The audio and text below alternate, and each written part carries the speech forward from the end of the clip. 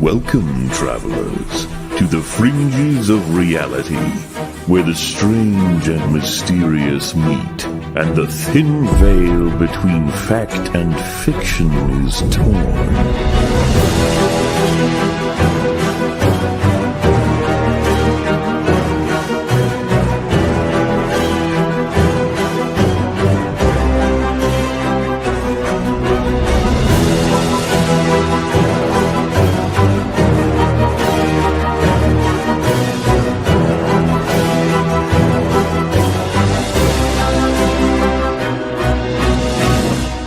Welcome to the Forbidden Frontier.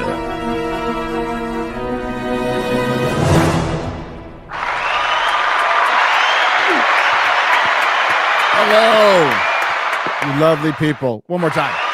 Let's go. Yes. Luke is back. Luke is back. Episode 101. Good 101. 101. I lost all my diversity hires today. Bunch of white folks. Just a bunch of white guys. We're gonna have to make it work. Yeah, I've seen a lot of jokes about White Boy Summer because of a certain song that's going viral on the internet right now. Yeah, well, all the white boys like it, so. Well, clearly there's a lot of black guys that like it too. Did you hear Asmongold reacted? Watching Asmongold react to the radio edit was hilarious, dude. Because it's a radio edit? Yes, it's just silent. It's just silent. It's just some music. That's funny. Yeah, there's nothing that can actually be played. No, I think it's like they don't understand what I say on Twitter, and then it's like silence. That's it. And then the chorus. All my friends. It's just the instrumental. That's horrible.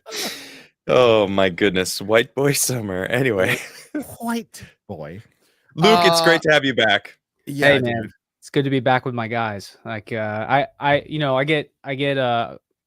very lucky that I get a lot of podcast invites. I can't accept all of them, but I always accept Forbidden Frontier. You guys are my guys. I love talking to you guys. Oh man, I can't wait till we start getting big time by Luke. That'll be great. I'm just kidding.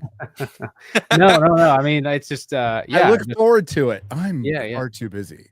I'm far too busy. I'm traveling to Turkey and Egypt and Cambodia and South America for a month straight. Can't do it. That's gonna be your life though. Unless you get like a show, unless you get a TV show. Man, I would love that, but I just went through the whole ringer with all of the production companies in the last year, and I can't say what show. There's something coming out this summer that I'm on, but they liked me for television or whatever, but they said I was too young, and they were like. I was 26 at the time, 27 now, but they were like, come back when you're like 33 or 35, and then maybe you'll be old enough then. So who knows? Maybe someday. That's the weirdest excuse I've ever heard. That sounds like such bullshit. You need to be an old man running around the jungle. You know what? No. They wouldn't have said that if you had 1 million subscribers on YouTube. Or like 2 million subscribers. Yeah. That's definitely true, So I didn't see it as I don't know. I mean, I guess I took it as like a compliment. I was like, well, maybe 10 years from now, I'll come back around and maybe you won't need them in 10 years. Maybe that's true. I'm not joking. I legitimately think that you can do it on your own. Make your own TV show. Yeah. And use it yourself on your own platform. Dude, I mean, it's ripe and it's there. People love what you're doing. I do anyway. So, well, thank you, man. Yeah, I really, I'm talking with my camera guy right now about. So we did that series Jungle of Stone early last year, where I was going throughout Mexico and Central America, and we are working on. Well, we kind of have 2 more series that we're working on. One's gonna be South America, and another one's gonna be Egypt. And I don't know which one we're going to do first, but yeah, I'm working on like another big project like that, like 10 full episodes, maybe 30 to 45 minutes a piece. So kind of like a little TV show, I guess. I like that you said after you got back from Egypt, you I don't remember where you were on, maybe Limitless. You were talking about how it made you go, you know what? I really need to focus on you know, the Americas, because that was your original love, right? And it kind of going to Egypt, you were like, whoa, you're blown away by Egypt, which I mean, I understand completely, but and then the next thing I know, you're in Cambodia, and I'm like, wait a minute, I thought you were gonna, all right, doubling down, but nope, you're traveling the world. I suffer from like hyperfixation. So, you know, I'm really like motivated, and when I'm into something, that is all I want to do. And then, you know, I have this mindset where I'm like, okay, I need to niche down. And I guess, you know, one of the problems is when I first started doing this, I always loved ancient history. I mean, we've talked about my past before and everything. And but when I first started this, I was looking for like I don't know if you guys are familiar with Forrest Galante, if you guys are familiar with him. He's a wildlife biologist, adventurer. And I'm not sure. Maybe you've seen Brave Wilderness. Have you seen the Joe Rogan clips about like dragons possibly being real? And then Forrest Galante kind of gives like the hypothesis of like, okay, here's maybe how it could, and they ran with it saying like, okay, Joe Rogan's a dragon believer. That it came from that video. Exactly. All right. And so I love Forrest Galante, and I like it's more for kids, but I always thought Brave Wilderness with Coyote Peterson was really interesting. You know, it was these two guys who were on YouTube. They were exploring the world, looking for looking for rare or extinct animals. And I just thought that was just so compelling. And I thought, why doesn't this exist for ancient history? You know, like ancient history is brimming with all kinds of things to look for, but there's nobody out on YouTube. Man, I searched and I searched and I searched. And eventually I just realized that person was me, and I had to do that. And so I started down this path, and that's been 6 years ago now that I decided to commit my life to like studying ancient history and trying to make a career out of this. Yeah, it's been, you know, a journey, because there was a lot that I needed to do to educate myself. I didn't want to come into this and like grift my way through it, where I'm kind of just BSing, you know, parroting whatever this popular person says and this popular person says. And, you know, I wanted to really be educated and know what I was talking about. And so I went down like the academic path to be able to do that. So I went and I changed my major. I you know, got my degree in anthropology. I hooked up with Dr. Ed Barnhart. Now I'm a representative for the Maya Exploration Center. And I had to grab myself, like, I mean, just within the last month, I was getting so academic in the way that I was thinking. I was almost like, you know, I was like trying to figure out, okay, well, what's the most sustainable thing long term? What makes sense business wise? Yada yada. I'm just surrounded by, you know, academics and constantly talking to them, and they'll say, oh, you need to niche down, you need to do this, you need to do that. And man, I was in Cambodia on I was in Cambodia, and I was having let's just say I was having a mind altering experience. And and something just reminded me that you have spent the last 6 years building this knowledge base of, you know, I know so much about the ancient world now, and traveled all over the world and been lucky to do so. And it's just like everything I wanted has come true.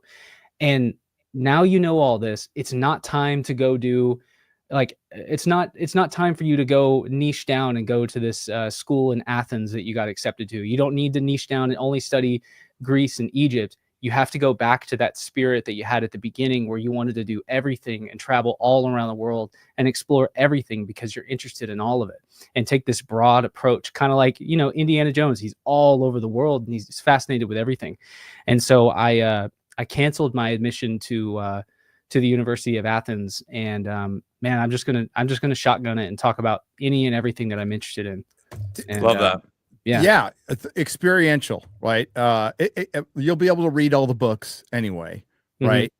And online, you can take whatever classes you want, or just do your own deep dive. I mean, like a lot of people in this field, you know, Randall just fucking reads all day. That's all he does. He reads everything, papers.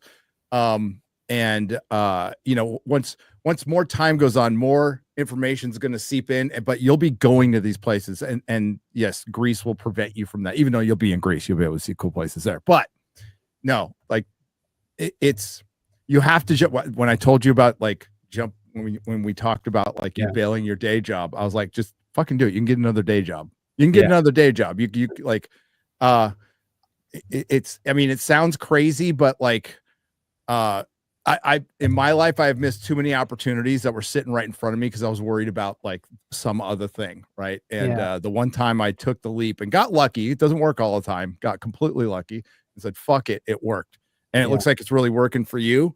So get out there and go check out as much as possible, and you will know so much more with that experience. You know, like how like all the academics who sit there and go after Graham or whoever, half of them haven't been anywhere. And the ones who have been places, the ones who have been places at least have a more authoritative responses, and they're usually more measured too. The guys who have been there, gals have been there too, they're a little more measured, and it's usually the quacks who haven't gone anywhere. But you like I've watched you blossom over the last year. It's been great, like a lotus flower. Well, thank you guys very much. I mean, yeah, man, I feel like I owe a lot to you guys in this show, and like you guys really encouraged me, and Gary, you and I have had a lot of conversations that like really pushed me in the direction that I needed to go, and I think about it a lot more than you realize. I very much appreciate it. All you, Adam, as far as what you were saying about the Americas. Yes. Yeah. I was really in this like ancient Greece rut because I knew how important it was. And I was enjoying it. I was learning it so much.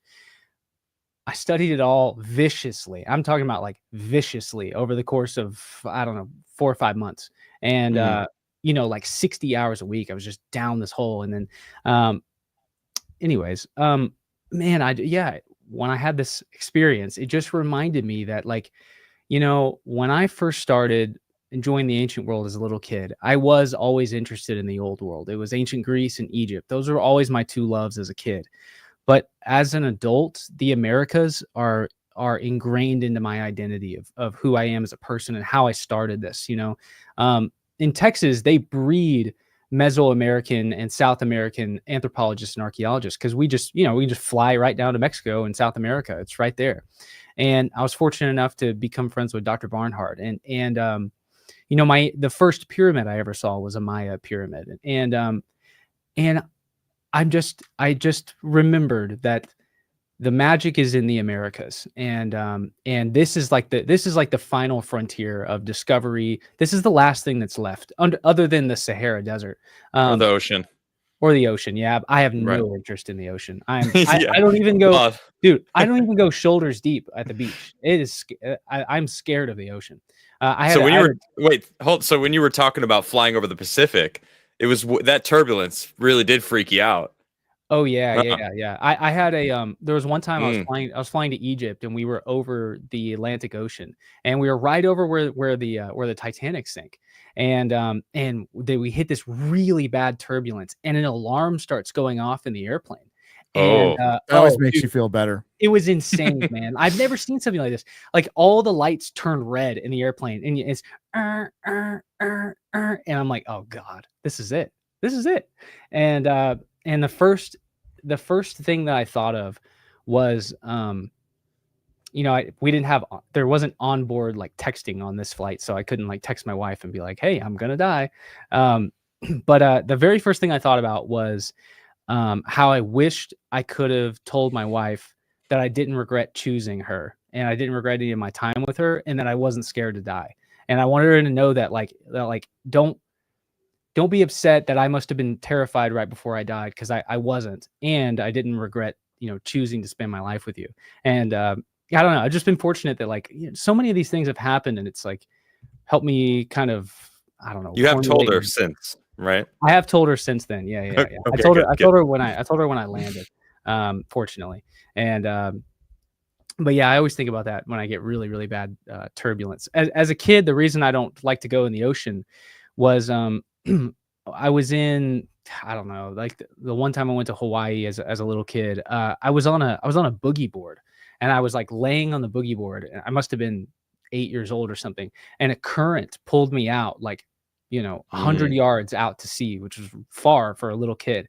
And I start going over these coral reefs, and those I don't know if they're sea urchins, but they're like the black little balls that have the spikes on them, and if you touch it, it'll shoot you full of adrenaline and you'll have a heart attack. Have you heard of this before? Anyways, I was going over. I know what you're talking about, but yeah, I was going over a coral reef where there were thousands of these within inches underneath me, and I was just like at the mercy of the ocean, and it went on for over an hour or so before I was able to get out, and it's just scarred me from wanting to go in the ocean. I've never gone more than like waist deep since then. Did you have fun, son? No, it was terrifying, and it scarred me for the rest of my life. Thanks. Yeah, it was. I'm a dad. It was very scary. So I have no interest in going to the Northwest where the grizzly bears are. I have no interest in going to the ocean where I'm not meant to be. But walking around in the jungle, and the only thing I've got to worry about is a snake or a jaguar. Snakes. I'm okay. I can handle it. So anyways, but yeah, the Americas, man, it's just such an important place, and it needs people like dedicating their lives to studying it and furthering, more people knowing about it. I'm not going to isolate myself to the Americas, but I'm just making the realization I'm not going to isolate myself to anything at all. Well, listening to your recent stuff, it really does feel like you're making a lot of connections through these different sites that are around the globe. Like realizing that those pine cones were never pine cones. They were the lotus closed. And then seeing, I think you're onto something where you think those bags were for carrying the psychedelic, or even the jars that you were talking on Limitless about how they were used for the lotus eaters, or potentially, it's not proven, but I think you're onto something. I think it makes sense that if you think about our past of like becoming enlightened, if we're able to, I don't know, maybe connect with other parts of the planet, there seems to be something that's connecting them all. So you can't really study the ancient world in just one location, because there's an underlying theme. I mean, you guys mentioned the Great Circle. I had known about that, the ley line, and I've always found that fascinating because Angkor Wat, and I actually have I was looking it up after I heard you guys talking about it on the podcast. It's just like the Nazca lines, the pyramids of Giza, Easter Island. It's that's a lot for it to just kind of be, I don't know, a coincidence. And they all are. Yeah, go ahead. What my hunch is man, I know that it's. Well, I was saying when I was talking to Johanna is I don't know much about the Great Circle. It seems like it's one of those things that's like so far reaching. I mean, can science, like, can we really figure out what exactly is going on here? I don't doubt that there's something going. Human intuition can sense things that are there, even though science can't measure it, right? It's why we have a term for metaphysics. So I haven't like gone down this rabbit hole because I think I'll go insane. But I wonder if it has something to do with the stars or something like that. But I was going to say, if we were to look for a lost city in the Amazon, that line goes from Easter Island through the Nazca lines across Machu Picchu, straight across the Amazon and out into the Atlantic Ocean. And I don't know. They talk about the poles shifting and actually changing the way that Earth's equator is. And Ben Davidson, Suspicious Observers, was on the show, and he talks about how every 12,000 years the micronova happens, and it potentially could shift the way the Earth tilts and the way that it's got some biblical references. Jimmy Corsetti was talking about that. And what if this Great Circle ley line was the original equator? Because if you look at the way it's situated, it's kind of like a sideways. It's not up and down, it's not left and right. It's kind of like northwest, southeast. It's got this like sideways tilt to it. So I don't know. I just think that could be a connection there. I don't know. No proof for that. I always found that fascinating. There's a lot of well, I mean, we've talked about it before, but it just doesn't make sense that Siberia was warmer than North America. If anything, it should have been just as cold, and it wasn't. So, like, what's the answer for that? Like, that's right. It's truly bizarre. Yeah, the gaps in our knowledge are so odd. Think about how much publication there is on the time of the dinosaurs. How much Yeah. we know about the dinosaurs, but yet the Ice Age is a big mystery. And hey, that was yesterday compared to dinosaurs. Right. It's just it's fascinating, the holes and the gaps in what we know, and which I'm okay with. I mean, I think that's kind of like the mystery is fun. I know that there are reasons that the Ice Age might be harder to study than the Jurassic period or even before that. But I think it's when people kind of tie their identity to their opinions or what their analysis of the available data is, or their analysis of the data that they've seen. When they tie their identity to that, and then they start getting like arrogant and vile, and you start calling other people stupid because their perspective is different, because the data they've been exposed to is different than you. I just really don't like that. Whether it's like a alternative history proponent or enthusiast, or whether it's a scientist or an academic, I just think that this dogmatic approach is just awful, and it doesn't do anything for anybody. It doesn't do anything good for anybody, and it doesn't inspire anybody at all. I think that's actually part of the problem of why there's such or not a lot of information about the Ice Age or before, because I mean, if you think about, you talked about you were asking these people in Angkor Wat, like, where's the text? Where's this ancient text? People were obviously here. And then the Mayan stuff, like, I didn't know that they had books, that book that you showed us was like fascinating. They clearly had a lot more knowledge but all these things were burnt. And then you think about like these pagan holidays or things that were celebrated that were co-opted by religions that came later on. And then maybe these religions actually burned any of the knowledge that would have proven that this wasn't actually something that was from their religion. It was actually from a former religion. Covering up plagiarism. That's exactly what I mean. Yep. So like, but if you do that enough times, all that knowledge from the past just suddenly is just gone. And what you're left with is like the new doctrine that's kind of what these people are trying to protect. It's not about trying to figure out what happened. It's about trying to maintain the status quo of the knowledge that they are holding and in control of. So I think that's probably why. I totally agree. And I think that the, a real dilemma is that professors, and to be honest, like, I don't have any suggestions as to how they can fix this. Right. But one of the real problems is that professors sell their textbooks to their students, right? So your identity, your name is on the front of a textbook, which contains the narrative that you force your students to pay for. And textbooks are really freaking expensive. And, so it's in some ways it's as simple as that. It is people who have tied their identity to these, their scientific understanding, and I mean their financial, freedom, their financial stability is dependent upon it too. So if you shift a paradigm, there's going to be a lot of resistance to that. And sometimes I see academics like refute whoever it might be by saying, well, what do you mean that academics or archaeologists wouldn't want to find something that completely turns the paradigm on its head? That's true in a way. I mean, I know plenty of archaeologists who would love to be the one that discovers definitive proof of Atlantis, but it's all those people that are above them that have been living at the university for so long, who had all of their, these people didn't have the fortune that I have of being able to have a YouTube channel.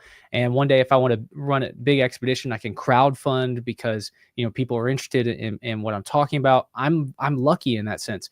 But if I didn't take this route, I would have to appeal to a university, right? And so whatever I wanted to do, whatever expedition I wanted to go on, would have to be paid for by that university. And approved of, more right. importantly. And universities are ideologically captured. So whatever I do, it has to go along with what they want, and I can never step outside of those lines, or they'll tank and destroy my career. So it's like this like vicious little world that they live in, and a lot of them are just, I don't want to say a lot of them are not very nice people, but I think that we see a lot of the ones that aren't very nice because they make their horrific opinions public, right? Like they make themselves public. All the nice people who are interested and curious about things, they don't make themselves known publicly, so you don't get to see them. But I know a lot of nice archaeologists, so it's just, that's why I say like this like fighting and this dogmatic approach is just so unproductive. And really, what it's doing is it's eliminating their ability to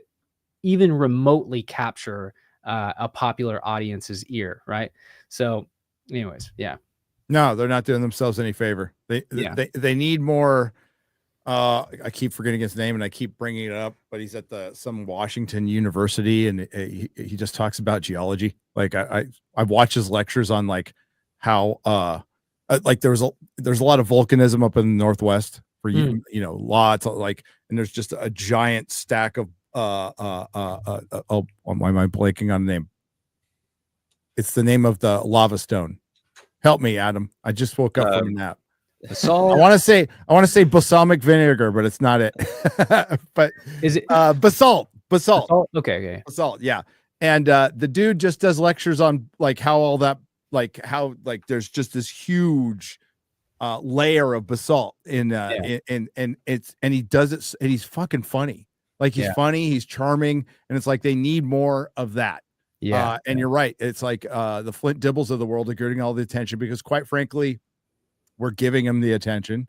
Well, Dibbles got negative attention, but I think a lot of these guys are I think they're jealous of the attention that, you know, Jimmy and Randall and Graham are getting, because I think people are fascinated because they're presenting evidence and going, think with me. You know, this is what I think may be the case, and they don't even want that. You know, they want to be like, this is it. Listen to, this is how it is. This is the way we've been taught. We don't want things to change. Yeah. They're making people think, and I think it's fantastic. It is, and they're losing their grasp on people's or on the, you know, on knowledge in general. I guess maybe somebody will rise up and be like the Carl Sagan, although he closed off a lot of things to UFOs later. But he used to, like early days, he was very open-minded about UFOs. So if we have like a Carl Sagan of archaeology who goes out there, and or even a Michio Kaku who's like doesn't just, you know, who seems like a decent guy who doesn't dismiss anything. He's like, it could be, I don't know, you know, like that's all you have to say. I know it's not a sexy answer, but and you know, he's in a position where he can do that. He's not worried about anything. But it's really the internet. The internet has totally shifted the paradigm because they can't stop the flow of information, right? Yeah. You can travel around the world and you can just put videos out, or you know, Wandering Wolf is I feel like he's about to blow the whistle on a lot of sites. You've seen the stuff that he's been brewing up. You know, he's showing like these uncut marble pieces that they're gonna like, oh yeah, look at this ancient site we found with all these cool sites. It's like, turns out it was just like they just carved them, you know. And yeah, I don't know. Well, you know, I will say a good thing that came from the whole Göbekli Tepe thing is it does prove that independent people going over to some international site that's, you know, not in the US, can, you know, like brew up a storm big enough where you actually cause change in another country. And right. I was skeptical as to whether or not that's even possible. Surely it is. Or I mean, sure enough, it is. And then they put out the I know they put out the statement or somebody did, where it was supposedly always in the plan to remove those trees, but no, it was very clearly because of the noise that they made. And you know, people may disagree with their approach, but it is proof that independent people can make a change on that big a scale. Absolutely. And so far away, you know. So true. Yeah. True. So you were just at Angkor Wat, like how long ago? Like 6 days ago. Oh shit. Cool. Yeah. I thought you were gonna say like a month ago or something like that. So like 6 days ago. Yeah. It was a crazy trip, man. I mean, it is quite a long journey to get out there. You know, it's a 4-hour flight from here to San Francisco, and then it's a 17.5-hour flight from there to Singapore, and then another 4 or 5 hours to Cambodia. And you know, you're quite literally on the opposite side of the planet. so my sleep schedule was completely upside down while I was there. But of course, you're so, I don't know, excited to be there that you don't care about that. But then once you get home, you're like, oh my gosh, I couldn't get enough sleep the last 6 days. I'm only kind of just now waking up clear headed and not completely exhausted. But yeah, man, Cambodia was really an amazing place. The people there are so nice. And man, I was blown away by the scale of the monuments there. It is mind blowing. No picture can do it justice. It's big. So yeah, it was awesome. And how old does academia say it is again? Well, so Johanna and I were talking about this. There's kind of an issue here with the people who live there. Now, of course, I'm making some generalizations here, but it seems like their religion worldview is much more tied in with the way that they operate throughout their daily life than like it is here in the United States, right? So if you're a Christian but you're an archaeologist, you don't let your religious beliefs, they don't permeate into your career, right? And typically they don't. Well, over there, it seems like it really does. And so you have archaeologists and tour guides who are supposed to be, archaeology experts of Cambodia, that see Cambodia through the lens of Buddhism. But the archaeological sites, most of them in Cambodia, were created before Buddhism, under Hindu god kings or Hindu dynasties or whatever. They're Hindu temples. And so I think that there's a lot there that they don't perceive or that maybe they don't care to study. So anyways, the traditional idea is that the Khmer Empire begins sometime around 800 AD, so just 1200 years ago. And they reign, they reach their height by about 1100 or so, and then they continue until 1431 in their collapse. But about 1100 BC, one of the kings converts to Buddhism, and it changes the whole religion. They do away with all the gods. They do away with the gigantic temples, because there's no such thing as like hierarchy anymore. With Buddhism, it's kind of like it's sort of similar to a monotheistic religion where you have one god, although he's not really a god. He's kind of like a model of what you should aspire to be, at least from my limited understanding. So then the temples change and they become like flat and single level. But the beginning of Cambodian history is kind of confusing. Like, we don't really know how old some of the sites are, even though there are hieroglyphs of kings claiming that, this is what they erected, this is what they built. A lot of the writing that they did on palm leaves was either destroyed or it was lost. And prior to 800 AD, for a reason that I couldn't find, Cambodian history is just, it's silent. There's nothing coming out of Cambodia that we can see, other than Chinese documents that are around 1,000 years or older that mention the Khmer people in Cambodia another 1,000 years before that. So it's like, wow. Every time I go somewhere and study something, it's like, okay, so there's a level here that's at least 1,000 years older than what we're looking at or what we're I guess popularly made aware of. So it's fascinating, but that's kind of like a short summary of the Cambodian people. When you were there any, just like Cusco is kind of, you could see the layers of history throughout, just walking through. I mean, I haven't been there myself, but through the pictures I've seen, you got to go. Well, when you were walking across that bridge, you have a great picture of it in the video you just put out, of these megalithic blocks. I mean, seemingly they're 1 to 2 tons each, as you mentioned. It felt like those could have been there a lot longer. You know what I mean? Like that whole system around Angkor Wat. I mean, do they know that it was built there? Because I get this sense that like this was another one of those cases where they found this place and they were like, this is incredible. Like, we're gonna make this our perfect. Yeah, cool. Yeah. Wait, So is this where is this actually? So these are some fallen columns that I found. So, you know, Oh, okay. everywhere I go, I try to, I guess, sort of in the spirit of Hugh Newman, his megalithomania, I try to just find the biggest blocks I can and take photos with them. You know, Good. it's fascinating on its own. True. So these are some of the fallen columns. But what you're saying about the earthworks, these huge reservoirs, yeah, you know, I find that fascinating. They think that they know when they were created, although there's no way to definitively know because it's earthworks.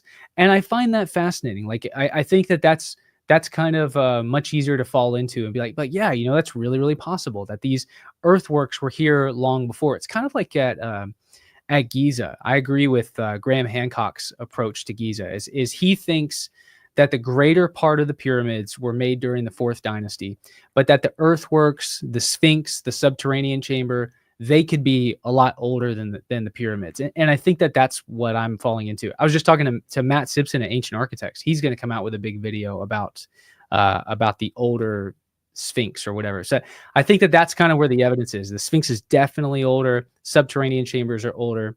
Anywho, For sure. getting back to Angkor, there's kind of a similar thing there that these original earthworks that everything sits upon is kind of ambiguous, and we don't quite know exactly how old these sites are because it's almost impossible to date it because it's earthworks.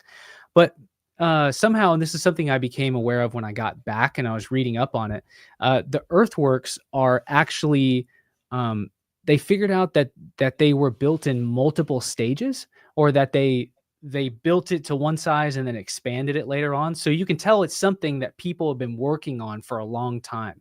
And so, yeah, I mean, man, it wouldn't surprise me if those reservoirs, those gigantic pools, somewhere in here, I have an aerial shot of Angkor Wat, and you can see the size of the reservoir that goes around it. It's not that one. You got to zoom out even further than that.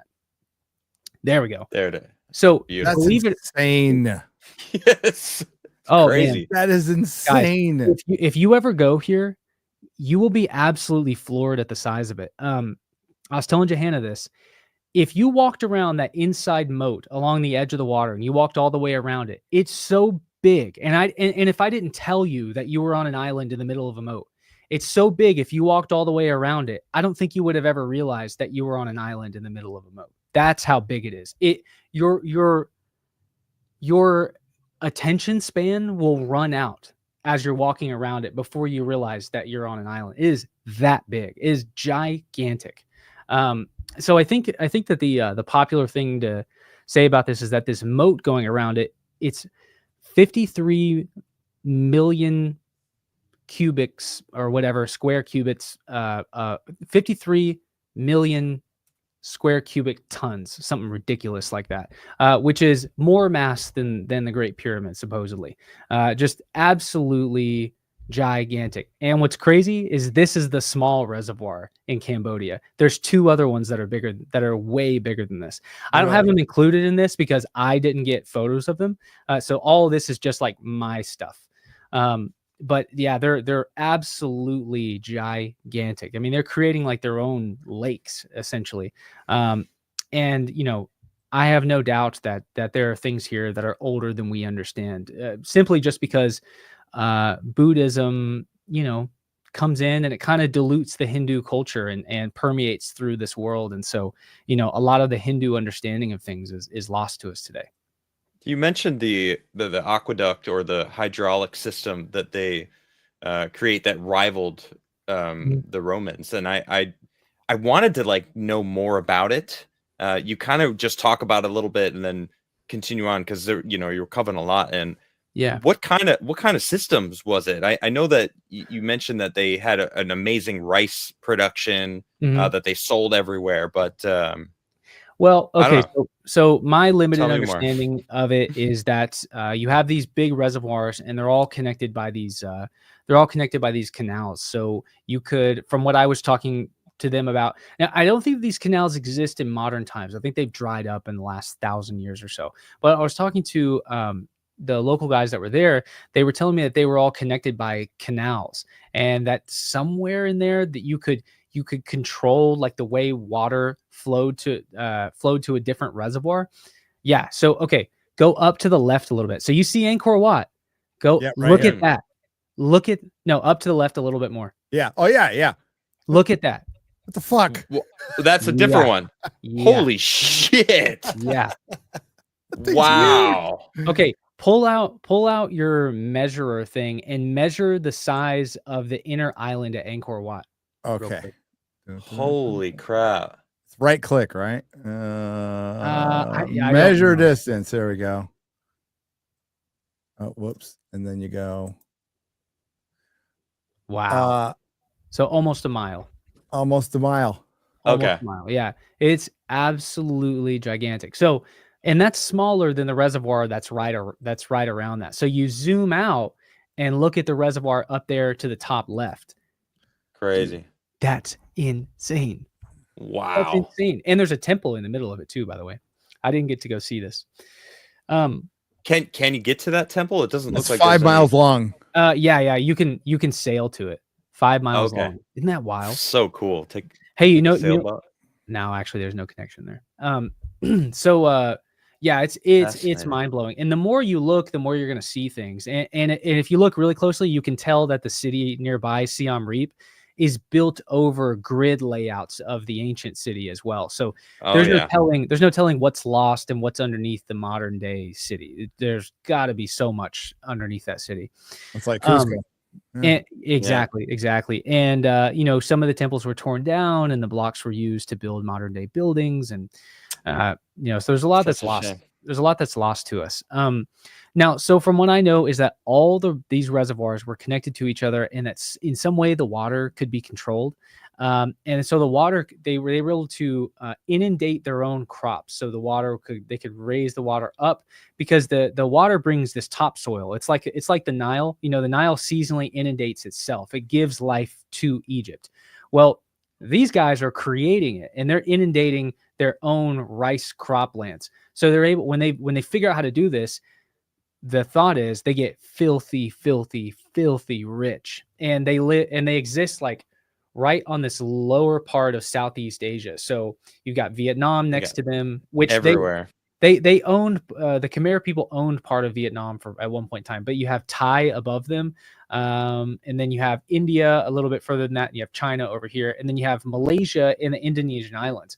And so they think that there's this huge trade route where they're able to send rice dead center everywhere. Yeah.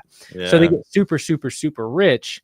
And at some point in time, they're building these gigantic temples and everything. Too much. Yeah. So, fascinating place. And but honestly, that's all I know about the hydraulic system. It seemed cool. Maybe I'll dive into it, learn more at some point. But yeah. I just know it's something that Dr. Barnard has told me, and of course the people, the Cambodians, they one of the things is they hold on and they say this rivals Roman aqueduct systems, and certainly I should say by sheer manpower and the work that it took to get that done, yeah, it's like building a pyramid. It's like building a Roman aqueduct. I mean, you're taking on a incomprehensible project. So yeah, really cool place. I should say, when I go to a place that's jungle ridden, my immediate impulse is let's go find something. And there's been all kinds of snake gators. Yeah, there's been all kinds of lidar scans that have been done in Cambodia, a lot, way more comprehensive than anywhere in Latin America, at least released publicly, right? But an unfortunate reality here is, I guess you saw it, is that the result of the Vietnam and then the Cambodian wars is that Cambodia is absolutely riddled with landmines, booby traps, claymores, unexploded ordnance. These kill, I don't want to exaggerate, but like at least one person a day. I think wow. it's at least one person a day. This is a photo I got of a tripwire in Cambodia, and then I had another photo of a claymore as well. So you can't explore the jungle. Was that live? It's like Tropic Thunder. Yeah. So was that trip could you have tripped that and it could have blown up?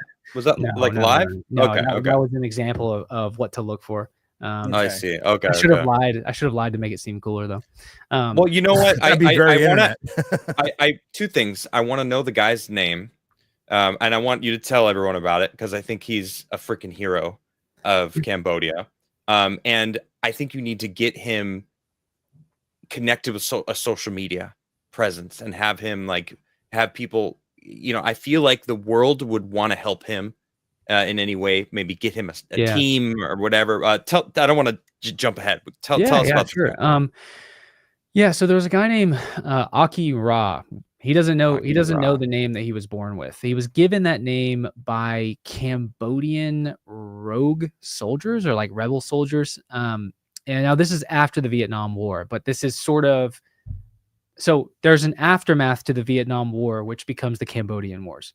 But we have already caused our problems there, and the U.S. is out, and so we let them, deal with their problems, and we caused a lot of problems for him too, unfortunately. But his parents were killed either during the Vietnam War or shortly after it, and he never knew his parents, and so he was adopted by these rebel soldiers, and he lived in the jungle and spent his entire childhood working for these rebel soldiers, and he was arming mines, thousands of them. He says I think it's like over 100,000 mines that he armed and placed throughout the jungles of Cambodia, maybe a little bit in Vietnam, and eventually somehow he had an awakening while he was a part of it's called the I think it's called the Khmer Rouge, I think was the name of the army.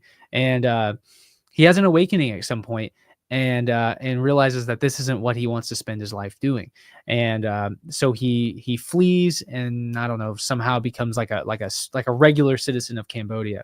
And at some point when the war ended, he committed the rest of his life to going out into the jungle and disarming these mines. And so in the video, when I say he has to do it foot by foot, literally, I mean literally foot by foot.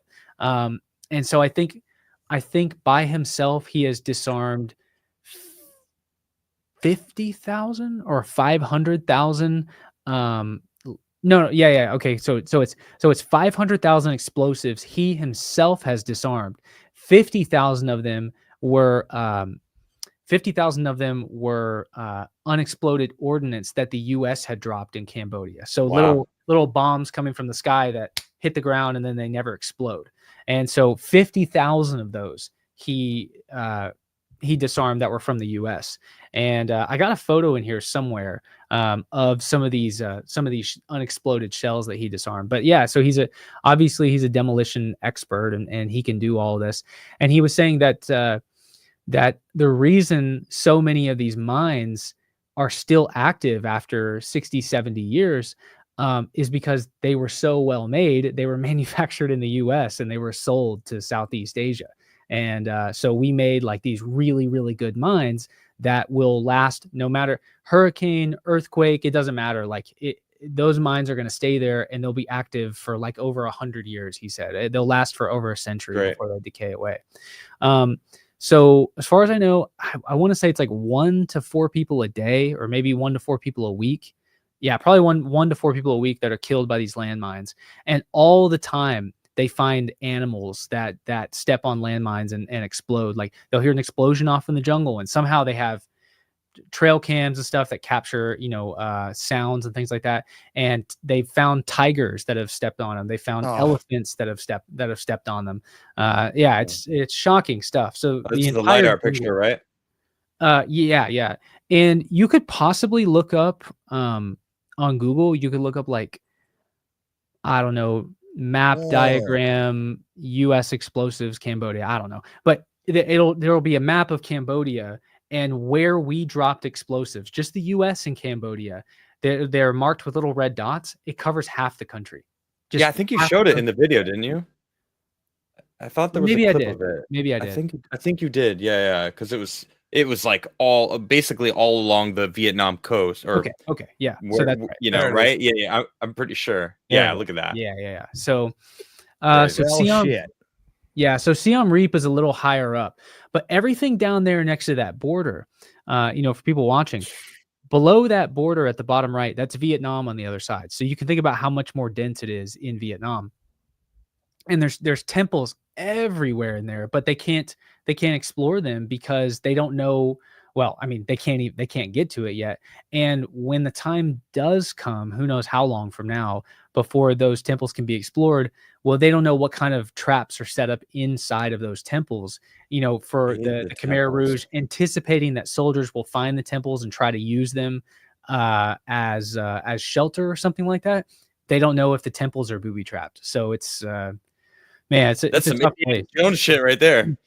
It is, yeah. And so, unfortunately, I don't have the guts to go out there looking for temples. So I'm just gonna stick with jaguars and fertile snakes, and I'm gonna and I'm just gonna stick with that. But yeah, it was very cool. Probably good idea. Yeah. So that doesn't sound fun either. But yeah, I guess you can kind of run from an animal. Maybe you might have a fighting chance. Step on a landmine, you're done. Yeah. I saw a movie scene. I don't know what this was from, but people in movies always step on landmines, and somehow they're always able to get out of it. Like they step on it and they hear the, and then they look down, and somehow they're able to get out of it. And so I watched this movie scene that came up on TikTok or Instagram Reels or something, and it was like this guy steps on a landmine and they tie a rope around him, and they have like 10 people there as well that hold onto the rope. And the guy turns around and he goes, okay, on 3, everyone's going to pull like hell. And he looks at the guy who's standing on the main line. He's like, get ready to fly. And he's like, okay. And so they pull, and he like flies through the air, and the landmine goes off and it doesn't kill him. I'm like, man, you guys are going to get somebody killed, because they're going to step on a landmine and think that they can fly away, and they're the whole body's going to get blown up. No, I don't think it works like that. Yeah, no, it doesn't. Yeah. It's immediate. And with a lot of these mines, it's not like you press down on it and then you release the pressure. It's you press down on it and it goes off. That's it. Right. So, yeah, because it's click and that's it. It's the pressing down that ignites the explosion. It's not like the coming back up. So you press it down, it ignites, boom. But that's not fun for movies, though, Luke. That's not fun for movies. I know. I'm being a professional Debbie Downer here. That's all right. I want to see that Lidar again, Garrett. If you could pull that up. Yeah. Video. That was fucking awesome. So do you know where this Lidar is at? Is it near Angkor Wat? Something similar to it, or is it? I'm just curious about where that is. Yeah, that looked like real quick.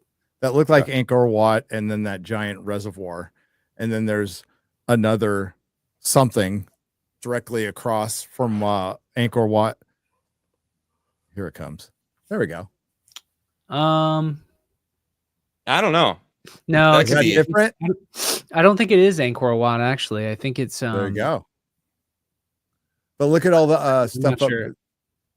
Oh yeah. Look at all the stuff off in the jungle. So the reason that's a little bit faded is because the jungle has grown up around it, and it's probably like sunk into the ground and sort of eroded away. So the lines are much less clear. I don't think this is Angkor Wat. I think it's what is it? I think that what we're seeing is no. This is it's definitely Cambodia. Okay. But I think that what we're seeing is maybe something that is facing south and north. So I think it's really supposed to be like this. But I just took a photo of Cambodian Lidar. I'm really not so familiar with ancient Cambodia that I could look at a Lidar image and know exactly what it is. You were just making the point that Lidar has been used heavily, and we see this stuff, but we just can't access it because of the landmines. Yeah, exactly. Not even the jungle, the landmines. Yeah, exactly. It's crazy, isn't it? Yeah. So, it's terrible for the people who live there, because they're cut off from their own history. Even with like the most aspirations that you had to, oh man, I want to go out and discover part of my ancient history. Well, you can't because of the consequences of past wars. And so it's just it's terrible, man. It's got to be a way to, like, I don't know, hang a big metal magnet something on the helicopter and just like fly through zones and I don't know, who knows. Man, I don't know how they do it. I mean, they're just gonna have to, I guess they're gonna have to disarm every single one of them by hand. Maybe I didn't say this a minute ago, but Aki Ra estimates that there's anywhere from 4 to 6 million more, and he's only disarmed about 500,000. So, and there's no way they're gonna get them all. You just can't. No. That's not even not until we get some technology that can zap them from, like you said, from a drone at them. Right. I mean, you can't even use a magnet because it would just blow up your fucking We drone. need Magneto to come in and just be like, we need Magneto. That's what we need. You know? You know what I find fascinating is looking at all this ordnance here and thinking like, you know, all this was produced in a factory in California. Like real people in the U.S. handled this and produced these. They were taken over over Cambodia in the 1960s, dropped, never detonated, and now they're sitting here and we're looking at them on a live stream. It's just crazy, man. Make America great again. Yeah. Oh, sorry. Is that not your point? The world's a crazy place, man. True that. Yeah. Crazy place. It is. Well, Cambodia, I mean, like, killed everybody with glasses. Mm-hmm. Yeah. Or glass. Pol Pot was fucking nut. Worse than Hitler by 10 times. But you know, maybe Kanye will make a song about him next. He didn't freeze his sorry, never mind. No. Luke, where are you going next? What's your you're always got plans. I'm always curious. Yeah. So so my wife and I are in the middle of moving, and we're moving from San Antonio to North Carolina for at least a year. She's about to graduate from dental school, so she'll be a dentist. North Carolina is beautiful. Yeah. So she got a contract, and we're moving there for at least a year. And after that, I guess we figure out where the heck we're gonna go. You know, maybe one day we'll come back to Texas. If we do come back, it might be Austin. I might go closer into Austin, or we might go to Florida. Who knows? I love Florida. There's nothing like getting out of your car and hearing the seagulls in the air, and you can smell that ocean air. It's very, very nice. It's true. The ocean you'll never get into. The ocean that I'll never get into. Yeah. The ocean that you're below in Florida. I'm just just like a lot of Florida below sea level. Just want to remind you that. I live a little further inland.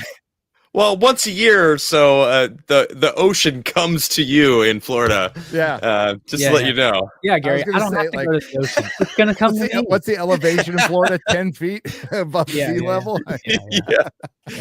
The ocean's going to come into my bedroom, actually. It will. At least once every 4 years. It will. I lived in Florida for a bit. They legitimately have like anchors on the windows to like bolt down the windows from hurricanes. If I did, I would live. We live far enough inland. You know, I don't know, 45 minutes or an hour away from the inland. Yeah. So that's a funny statement with Florida. Yeah. So, but you know, there's a lot to be discovered in Florida. There's a lot to be discovered. Yeah. I was just reading an article about that. Actually, it's I found a a rabbit hole about some mounds that. Shell mounds and there's a lot of stuff in Florida. Yeah. Mm-hmm. What do you know, Luke? What do you have to say about it? I'm sure you know some stuff. Yeah. So I announced the other day that I'm putting together an expedition in 2026 for Cerro El Cono, which is that's that mountain thing. It's the coned mountain in the Amazon. But kind of what I'm more excited about is doing stuff right here in our backyard. I mean, you know, everybody's looking at the Amazon. Everybody's looking, you know, Egypt, everywhere else all over the world, other than here in, you know, mainland North America. Of course, that it encompasses Mexico, but you know, when most people say North America, they mean above Mexico. Right. Okay. But or at least when Americans say it, I guess. Yeah, I mean, finding stuff right here in our backyard, I think would be fascinating. Also, to answer your question, next I'm going to Peru. Anyways, so sorry, I hate getting sidetracked. I want to go back. We got there. It's fine. Here's the Cone Mountain. That's weird, man. Oh, it's that is weird. Totally crazy. Yeah. It's really. And no one's been there. You said, right? You know, there may have been people who have gone out there, but as far as actual, real visual documentation in media, almost none. I've seen some crappy photos from the 1970s of people who have gone out there, or at least nearby there. Like I think there's a rock art site somewhere out there that was found. But I just have no doubt that this was a cultural site at some point in ancient time. Ancient people saw this thing and were holy crap, you know? Yeah. So there's something out there to be found. I know that, I know that there is. You know, that's a dead giveaway. You guys have seen, I haven't publicly announced this, or when I'm doing this, but I guess I'll do it here. Do you remember in Cosmic 23 when I talked about going out to the black hole in Belize. Yeah. And maybe we talked about this. So that's happening in December. So we're finally going out there. And it's one of those geological formations in such a ancient culture rich environment that that's like a Mecca site that ancient people had to be at. And if I go there and you look hard enough, you're going to find something. There's no doubt about it. You're going to find a structure or structures or an entire city. Exactly. So this is the inverse of that. So the one in Belize is a hole and this one's a mountain. Now, I also have an idea for something in Chiapas, but that's less exciting. But Florida is what I'm really excited about. And I can't say where, but Ponce de Leon, the Spanish conquistador, he was in search in the Caribbean for the Fountain of Youth. And that brought him to the coast of Florida, where he was brought inland, several miles by this tribe. And they brought him to this huge city where he had dinner, and he was there for a festival, and there was dancing and all kinds of stuff. And he wrote about this, but he didn't know exactly where he was at in Florida. And then as time went on, historians look back and be like, this is probably just one of these Spanish fables that they were just lying about the things that they saw so that they could get more funding from the Spanish crown to, keep their livelihood going. Because this is what they did professionally. They were professional explorers. And they were kind of getting rich by doing it. But if you didn't find anything, then your whole charade ended, right? So for a long time, people thought for hundreds of years that the conquistadors were lying about the things that they saw. And they thought that Ponce de Leon's city, this large city in Florida, was just a lie.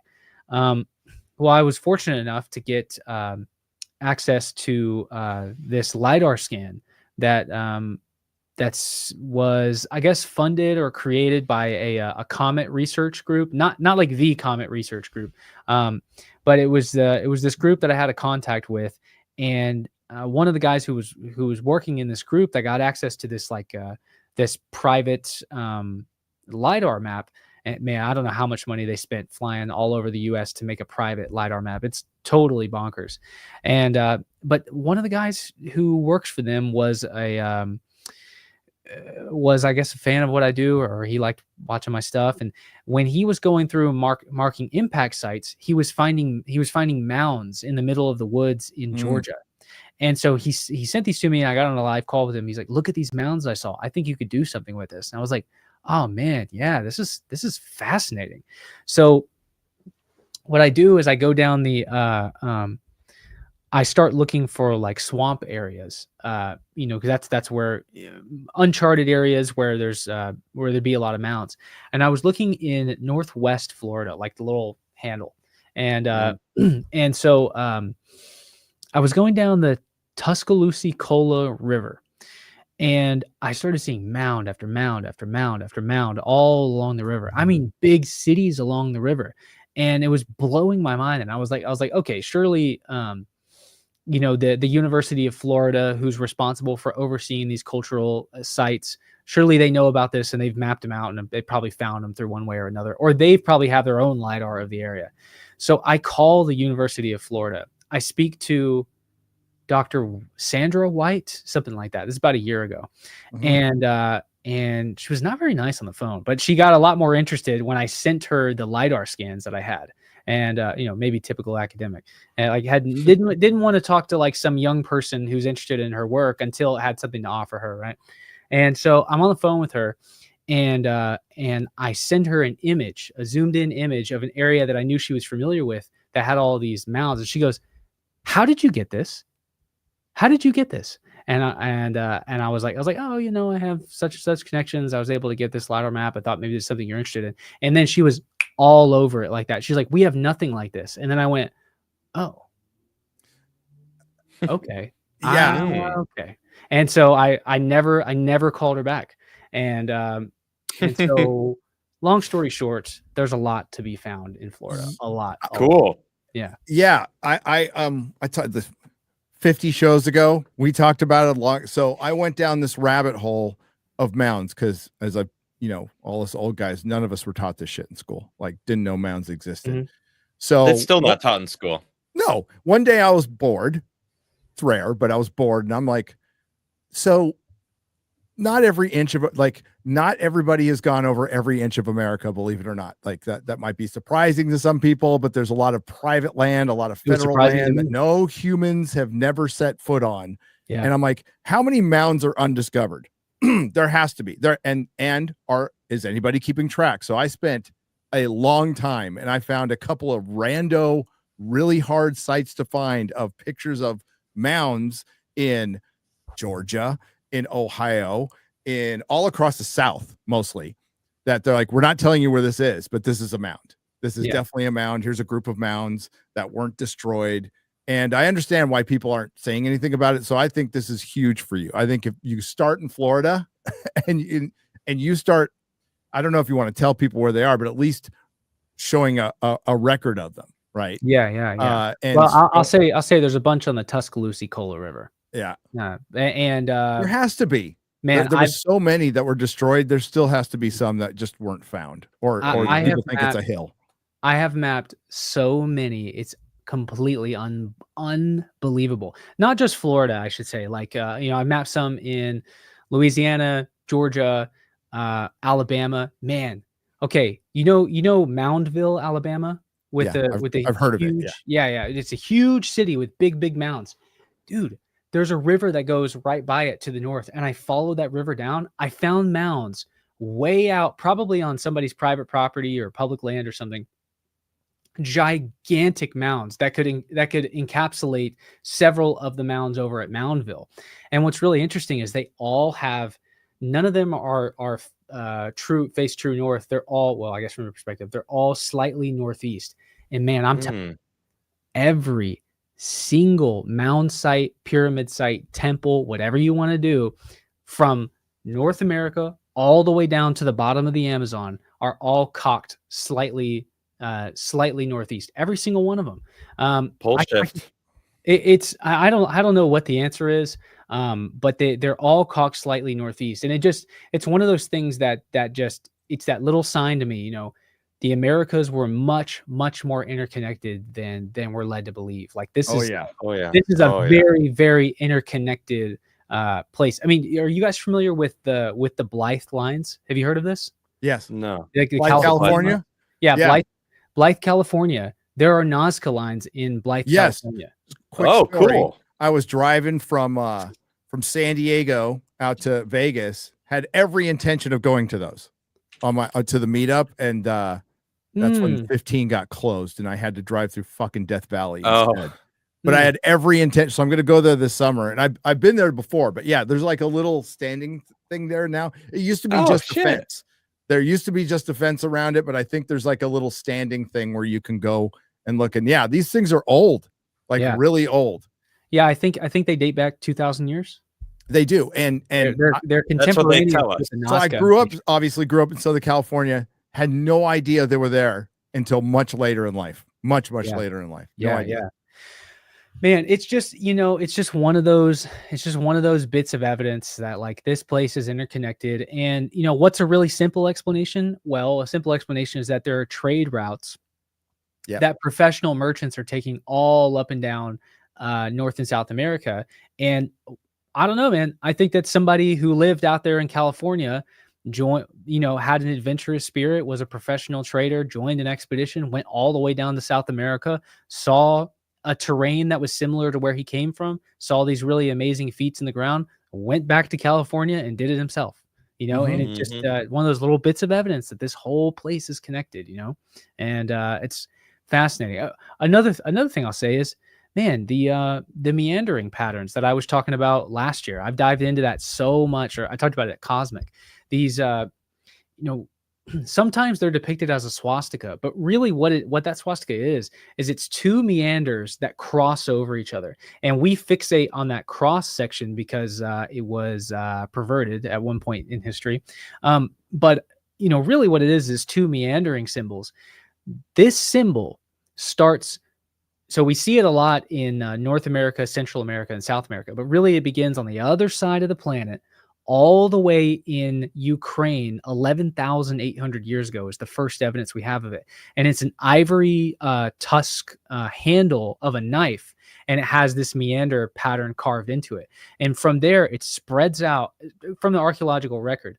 Now, this is not something that any academic, I didn't learn this from academic. Like, I had to dive deep on this. Yeah, I remember. This sounds like white supacy to me. I don't know, but God. I mean, he did a whole talk on white supremacy at Cosmic Summit. So we do this. So it spreads out from Europe, from Ukraine, as far as we can tell, and it goes into a little bit into Africa. It sweeps across Asia. It's all over China, and then somehow it comes into the Americas, and it's all over. Like Hopi, Hopewell sites. It's all over their pottery. It's all over the Chaco Canyon, Pueblo ancestron symbolism, Mogollon down into West Texas and northern Mexico. It is all over Aztec, Mixtec, Zapotec symbolism. It's even in the Maya world. It's all over the later Maya temples. And then it is literally everywhere in South America. Did you go to the Larco Museum, Gary? In Lima? Oh, in Lima? The one with all the porn? No. Okay. No, we were just in the airport. Okay. That was under construction. Okay. Yeah. So you skipped through Lima and went straight to Cusco. Went straight to Cusco, yeah. Yeah, that's not a bad choice. There's some stuff to see in Lima, but getting straight to Cusco sometimes can be a better choice. I'm trying to pull this up right here. I'll show you. I plan to spend more time there. Well, like any of these trips, like we can't do. You got to do 2 weeks. Yeah. You got to do 2 weeks. Just True. for jet lag. And so for what everybody's talking about is it's this symbol right here. This is what the original symbol looks like. Yeah, so yeah. When you cross two of those over each other, it'll make a swastika. But this is the original symbol. And sometimes you'll see a swastika, but it's typically not that. Now I'm going to show you this other pot that I found, if I can. I always thought that it had something to do with the Big Dipper and the way that the Great Year and how the Big Dipper shifted, and then if you take 4 of them, that's what the swastika was. But I don't dislike that explanation. I think that's pretty. I think that's not really a bad explanation. I mean, I think it's kind of, it's like the sacred clock, right? Like the Big Dipper has always been the most prominent thing in the night sky, and they're showing it across the 4 corners of the sky, and they're showing it changing. I don't think that's a bad explanation, and I'm very impressed that you know that. So let me see. Okay, so this is not a great example here. I got it somewhere. I sent it to Randall Carlson once, and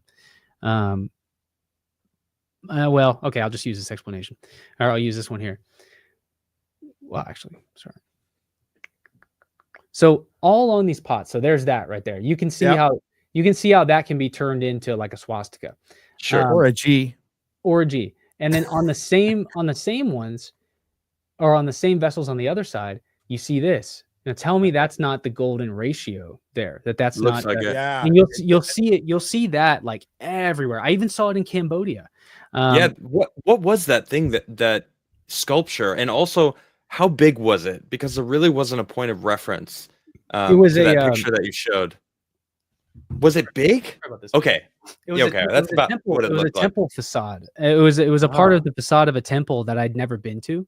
It's cool.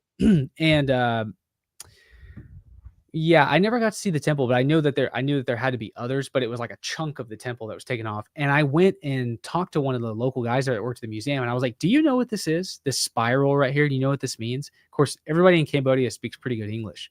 And he was like, I don't know. And I was like, this is sacred geometry. I was like, this isn't a regular spiral. This is a Fibonacci sequence. And he was like, what's that? And I was like, okay, there's these, I was like, it's the numerology, the language with the universe is encoded. It's the math behind the universe. And he was like looking at me like I was insane. I was like, this isn't crazy. This is invented or first discovered in India like 3,000 years ago. And he was like, huh? And I pulled it up on Wikipedia and I showed him it. And then he was like, I've never seen this before. I didn't know about this. Well, they don't know about it because because of Buddhism. You know, it's kind of in the same way of like, try to talk to a Christian about sacred geometry, and they're going to look at you like you're insane, you know, because their whole worldview is just centered around this one religious figure, right? And of course, I feel like a lot of them nowadays would say sacred geometry is something that God then designed. oh well, You know, I like that. he's the one I who like viewed that. it. I like that, and that's what I believe. I think that that's the Mm. way that God created the universe. But I'm just, I guess, you know, I just grew up around a lot of Christians, you know, a lot of like old Southern Baptist Christians in Texas. So that's kind of my bias. But anyways, so yeah, so you go all over the Americas and this meandering pattern is everywhere and it's all over the world. But anyways, yeah, I just think that this kind of all goes back to why I think that the Americas are just, it's the most pertinent place that needs to be studied right now. There's so much that's known about Egypt. There's a lot that's unknown, but there's so much that's known about Egypt, Greece, and it was important for me to learn these things. It's the principles, it's the pillars of Western society. I learned more about who I am. But you know, I mean, studying and exploring the Americas is quite literally in my blood.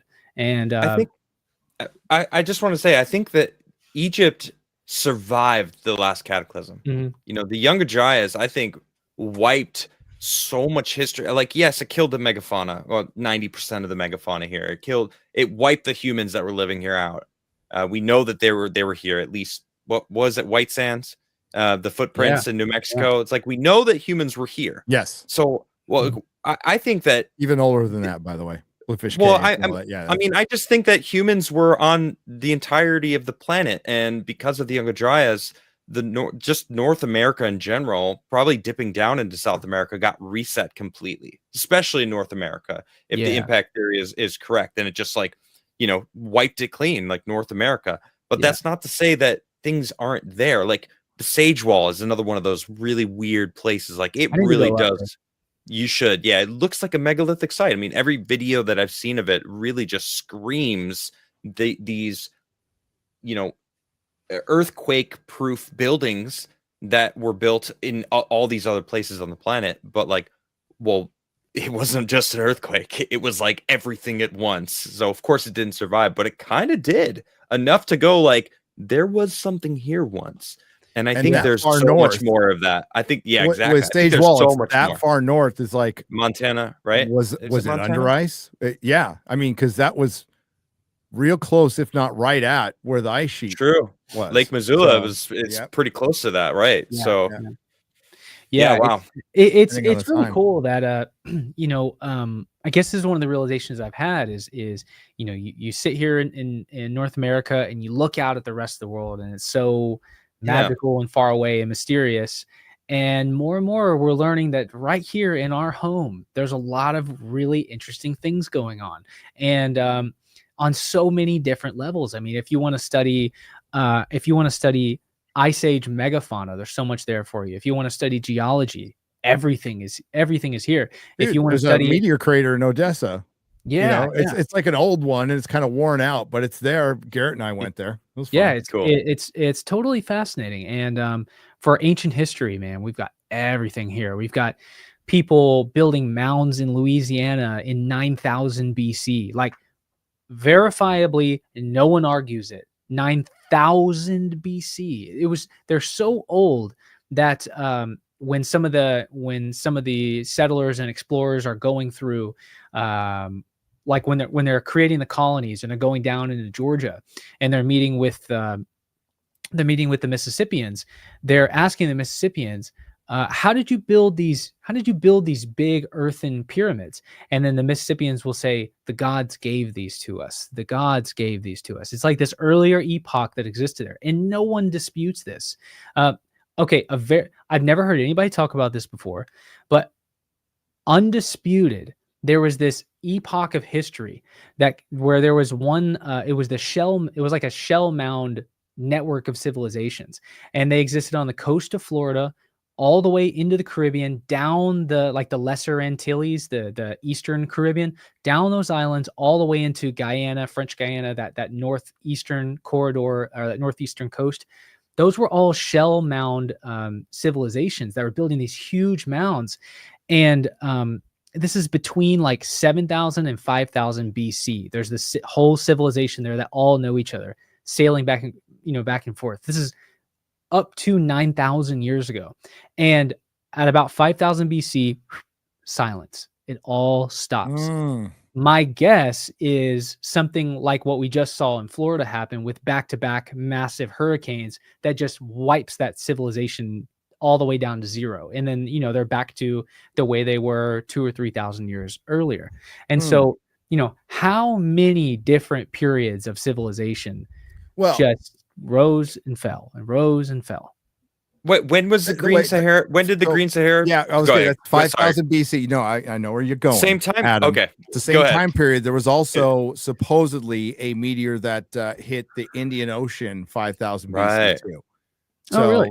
Something could have happened to have caught that might have caused hurricanes. Yeah, that could disrupt the weather, make things cooler, fuck everything up. Yeah. Now they think the Green Sahara. I watched the whole documentary. It's really good, by the way. About it's just a wobble. So it's a wobble within our, and it only happens every what was it, 15,000 years? So Earth's spinning, and every 15,000 years it just goes whoop like that. Well, and what it does, it's like is when when you spin an object in space, it starts spinning, and then every so often it flips to the other side. Yeah. And I don't remember the name of the physics, but they explained to me. I'm a big dummy, but basically it changes the monsoon season, so it goes further north, and then it hits that Green Sahara, and then it's green for like 5,000 years, then it wobbles back, which sounded okay to me. But then Randall, if you go look at Randall's stuff about the meteor that he talked about in Joe Rogan too, that hit the Indian Ocean, that they're finding more and more about. They're just trying to date it. But there's definitely a crater down there. It's I mean, this is 9,000 years BC. That's fucking impressive. By the way, there was nobody supposed to be on those islands. There wasn't until I guess it was wiped out. Yeah, the evidence is wiped out, so, probably countless times. It's not 9,000 BC, obviously, but Emeryville, California, which is in the Bay Area. It's just north of Oakland. It's where Pixar is. Okay. So there's a little shopping center. There used to be a giant shell mound there. And they even call it Shell Mound Road, Shell Mound, and they have a little monument to it. But all they have is pictures. All the way in California. This is new. Yes, they did. They were actually all over the Bay Area, and they got fucking wiped out. But they have pictures of them demolishing the Shell Mound. Wow! So it wasn't even that long ago. No, early 1900s. Wow, would be my guess. So they have pictures. So there was a giant shell mound just right, and they were all over the Bay Area. So maybe it was just a coastal thing. I don't know. Oh well, dude, Catalina and the Channel Islands in front of California, they like a lot of shit was going on there, but it got that Ed Skillman guy dug up all the supposed giant bones, but he dug up everybody's. Some of them were pretty big, dude. But the problem is, true. He took all the bones and built like fucking buildings with them and shit, which is like, okay, 10 out of 10 for goth, but like, what the fuck are you doing, dude? I have this very strong memory of being a kid running up and down these mounds in Missouri.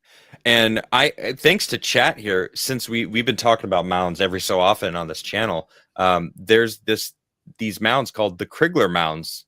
Really? In Missouri, and I don't want to know about this. Where's this going? No, this is legit. There's literally mounds in Missouri called the Crigler mounds. But I remember going through Missouri. I have some family outside St. Louis, and we would always drive down through St. Louis to Florida every summer. So I remember going and there was like, the dad of one of my cousins or something said like, oh, that's the old burial mounds. Like, don't like, I don't know, don't mess with them. You guys can play over there, just don't mess with the mounds. And I remember it's like coming back to me, like they were saying that it's like Indian burial grounds or something. And that was like the folklore, but like I highly doubt that that's actually what it was, because I'm sure that they predate a lot of the Indians that were in that area. Yeah, but I mean, like the whole poltergeist thing, right? There was no mounds that I know of in SoCal, but I know that our neighborhood did dig up an Indian burial ground back in the 70s in La Costa. It's in La Costa. So there's a giant Indian burial ground that they just ripped right up. And I don't even know what they did with the bones, but so I think that the way all over the place, Adam. Sorry. I think the way it tends to be is that Look at that. Crigler Mound. that's There really it is. cool. Very cool. So I mean, not to go too crazy, but like, are you starting to look for mounds everywhere you go now? Like, I've been doing that. Yeah, is that a mound? That's weird. My brain is completely fried. Completely fried. Ever since in the last like 4 years, I've been going down to Mexico. In Mexico, an unexcavated pyramid looks like a mound. So everywhere I drive, I'm like pyramid. Right. Pyramid. Do you guys do that too? Oh, dude, all the time. Well, and I think I see Viking burial spots in my forest. Yeah, no. Well, okay. So if you're driving in West Texas, okay, you've probably driven up to El Paso. Sure. From St. So there's that one. I mean, there's those like those plateaus. There's the one that looks straight up like a pyramid. If you hit the right angle, it looks like a fucking pyramid. Yep. Yeah. It comes up to you and you pass it on the right. Yes. Yeah. Luke, is that what you're expecting to find at bring up Luke's Twitter page again? What's the name of that mound? That peak? Caro Elicono. Okay, Caro Elicono. It looks like. I mean, I've seen enough of your videos. Tower. Yeah, I've seen enough of your videos to know how fast the jungle will grow over something. Right? You pointed something out and been like, "There, that's it," and then you get closer, and then you could start seeing the stones that have been pushed out. Like, I mean, is that what you're expecting to find when you get there? I mean, you kind of alluded to something being there, like they found this, but like to me, that looks like something under there. Oh, well, I think it's almost, so I've seen people fly by it. I think it's almost certainly a mountain. It's like an extinct volcano, or it's like an extinct volcano. It looks volcanic to me. Okay. And I think what Luke was saying is like that will attract. So there might be pyramids in that jungle. That like true. That would be like, hey, it's an easy place to find. If you're lost in the jungle, just go towards the big giant mountain that everybody can see. Exactly. Makes sense. Totally makes sense. True. Yeah, exactly. Yeah. So that's my thing, is that this is a hotbed cultural area. I mean, the Amazon was absolutely packed with people, up to 20 million people at the time of contact. Jesus. And I have no doubt that they see this sitting in the middle of this flat jungle, and it becomes like a venerated site. And so you go to it, and there's probably going to be, maybe we'll get lucky and we'll find cultural artifacts around it. And all I do is just take photos of everything. The hard part about like vetting people to join me is like, there's a lot of rules and things that people have to follow. And one of them is, whatever you find, we leave everything there. We take nothing. We don't take anything back with us. Or you'll never be allowed back. You don't want to get banned. Yeah. Right. Yeah. Well, and what I like to pick up stuff, what I like to pick up stuff and bring it back to the Peruvian government and be like, look what we found out at this site. Yes, but you just don't break the law. You just don't do that. Like you don't break the law. You follow the rules of the country that you're in, and respect them. And there's a lot more like that. Like, if anybody shows up without snake boots, you're going home. I'm not having anybody walk around with ankle high boots through the jungle. I'm expecting. Dude, I'm gonna wear a snake suit if I ever go. Go full hazmat. Well, what they have are these overalls that you can step into that come up to maybe like right here or even at your waist, but they're really expensive and they don't breathe at all, obviously. So no bueno. If I had something like that, you get swamp ass in that. Oh my god! If I had something like that, I would just romp through the jungle. Because even with my snake boots, I'm pretty careful. I mean, if you guys can see in Jungle of Stone, like that's all. It's all real. I mean, we're really going through the jungle, and I'm watching every step that I take everywhere I go. And you can easily get bit on the knee. I mean, it's just kind of a. That's why I like the desert, man. You can kind of see it coming. Kind of. They blend in the rattlesnakes in the desert. Like, I don't know. Probably because I grew up around the desert. Yeah. And a lot of fucking rattlesnakes, dude. But what I'd like is to spend at some point. I want to spend. So in Guyana, a lot of people out there speak English, and the indigenous tribes out there speak a good amount of English too. And at some point, when I have a little bit more like financial stability, I'm a little more comfortable, I would like to take a month off and go live with a tribe and just kind of learn how they operate, because Cool. they, they tell you when you get out there, take your boots off. You'll be wearing, you'll be wearing shorts and a T-shirt the entire time that you're out there, or maybe you have a rain jacket on sometimes. But I want to go out there and I want to walk around the Amazon barefoot in my shorts with a machete in my hand with a bow and arrow and a spear, and I want to live like that for a month and see the way that these people operate and the way that they think, because man, they're sprinting through the jungle without being worried about getting bit by a venomous snake, and I'm like slowly walking through it. I won't even go through thick bush if I'm not wearing high boots. And so I would really like to spend some time with some indigenous people and kind of learn this way. I was talking about this. I had a buddy. Okay, real quick. Yeah, they can sprint through. Sorry to interrupt you, but they can sprint through the jungle, no boots at all. They're just like, or they probably have shoes on or whatever. Maybe they don't. Like, what is like you? There's got to be a science to this. There's got to be like there has to be like. Do they have some kind of I think I understand like they have some extract from some leaf that they can like spread all over themselves, or is there's something in their fucking DNA that gives a pheromone off, or what? What the fuck? That's crazy. I have some questions though, because I was talking to this Native American guy. Oh man, this is 20 years ago, but he was selling walking sticks, and on the tops of the walking sticks there would be these rattles that they'd put on it. And when you and they would walk with them, and you would always make sure you stomp it on the ground, and the vibration of the rattle on the top of the stick would transfer to the ground and it would scare snakes away. And so they would always that's actually where it came from, and they would never be worried about the rattlesnakes. And this just makes me think like there's probably something that they understand about scaring these snakes away. I don't know. That's what he wants to go find out. That's why you want to go there. Fascinating. And find that out. I can't wait to see the video. That's my hunch, is that they have some kind of indigenous knowledge that they have acquired. I guess the only thing about scaring them away, I think it would work. I think most snakes are scared of you, but the fer-de-lance is not. Animals have fight or flight. The fer-de-lance has fight. It will not slither away from you. It will stand its ground, and it'll bite and bite and bite and bite and bite. And that's their nature. And it's the most dangerous snake that's out there. And unfortunately, like an eyelash viper is either bright green or bright yellow, and you see it coming. A lot of like a coral snake, it's bright red and yellow. You see it coming. A fer-de-lance is brown. It's brown with dark brown striations. It looks like the ground. I mean, it's that's crazy. not even fair. I guess we haven't talked. I saw a fer-de-lance finally for the first time when I was in Guatemala.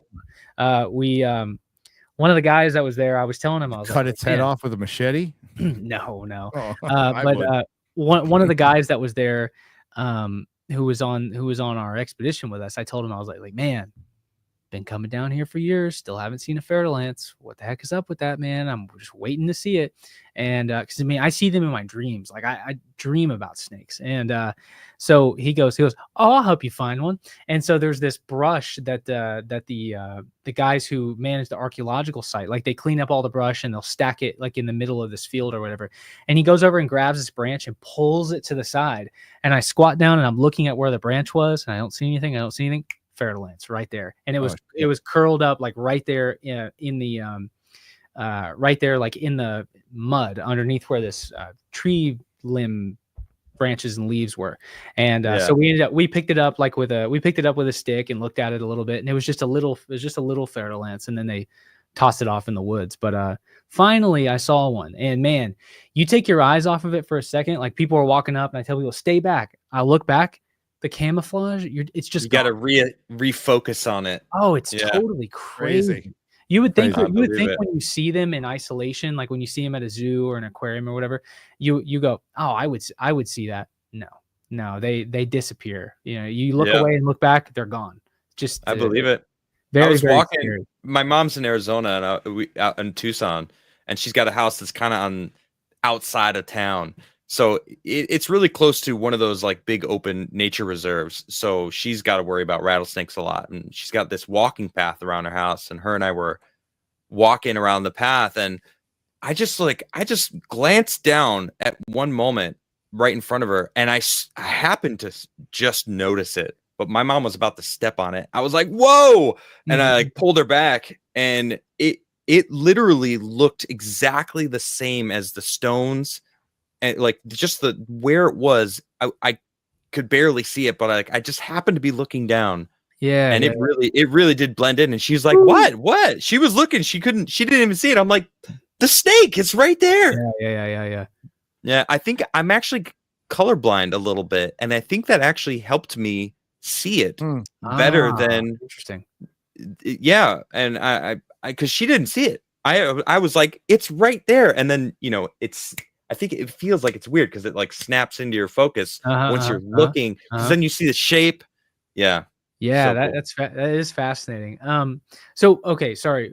Before what Gary started saying is one of the things that I had a friend come down from Canada, and he lives up in Newfoundland, and they had some Native Americans up there, but it's not the same as down here and throughout the rest of the Americas. And so he was talking to me about the Caddo Indians. I'm not sure if you guys have heard of them, but that's out in East Texas, where I'm from. And so we have Caddo mounds out there, and then here in San Antonio we have Comanches, and so we have Comanches, a bunch of other tribes, and we were just talking about it, and we were talking about how interesting it would be to be a Native American, and how their view of the world must be so different from the quote unquote civilized world, and the things that they must be able to perceive and feel and hear and taste, and it just had to be completely different than us, because they thought that unsweetened chocolate was a luxury and that it tastes good, and it tastes absolutely horrible.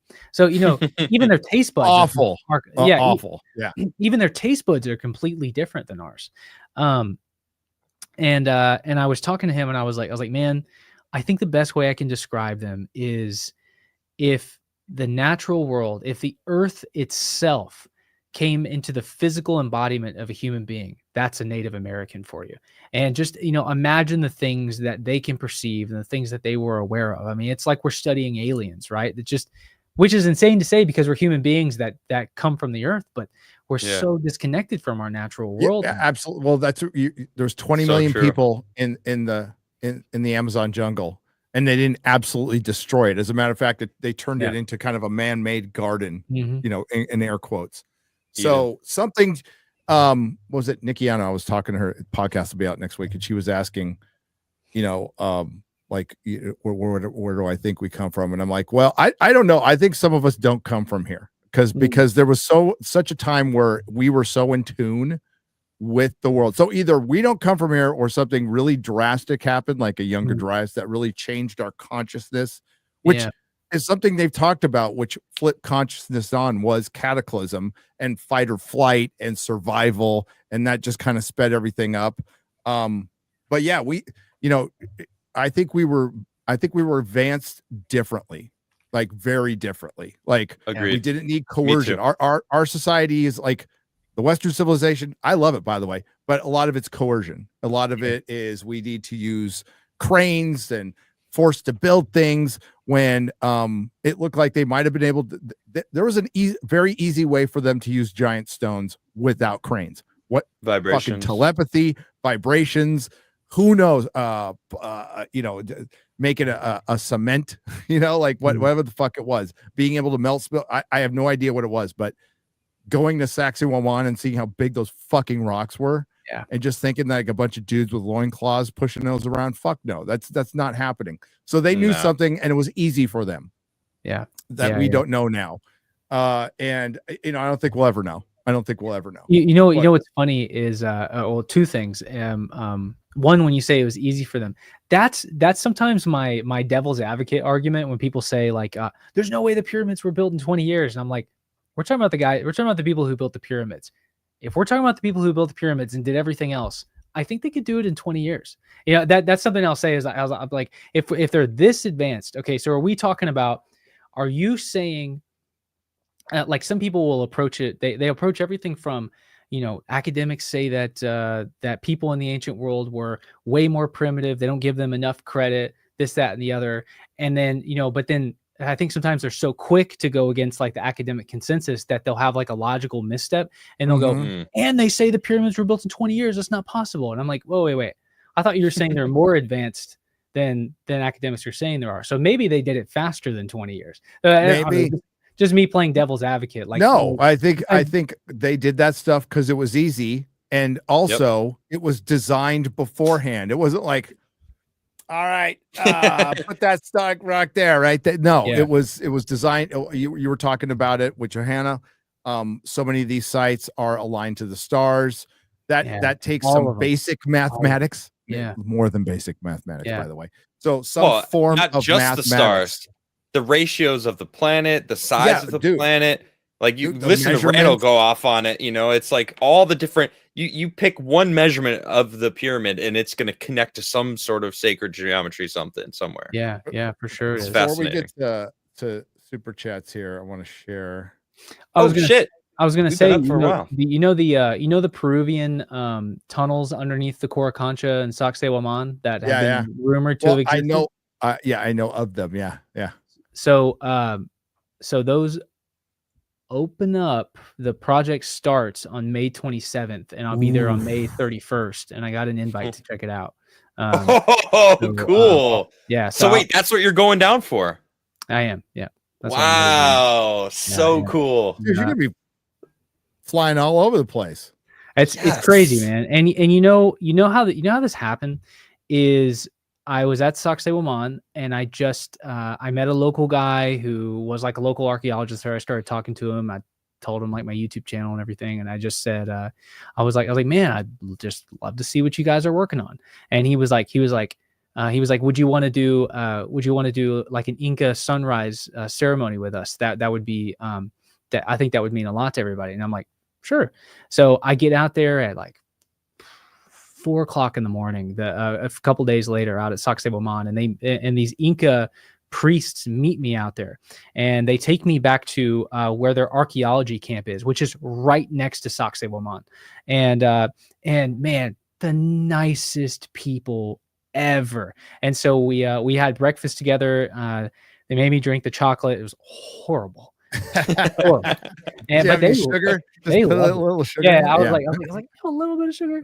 No, it's baking chocolate. It's rough. It's rough. So we eat the chocolate. We do this ceremony. I think it was one of the coolest things I've ever done.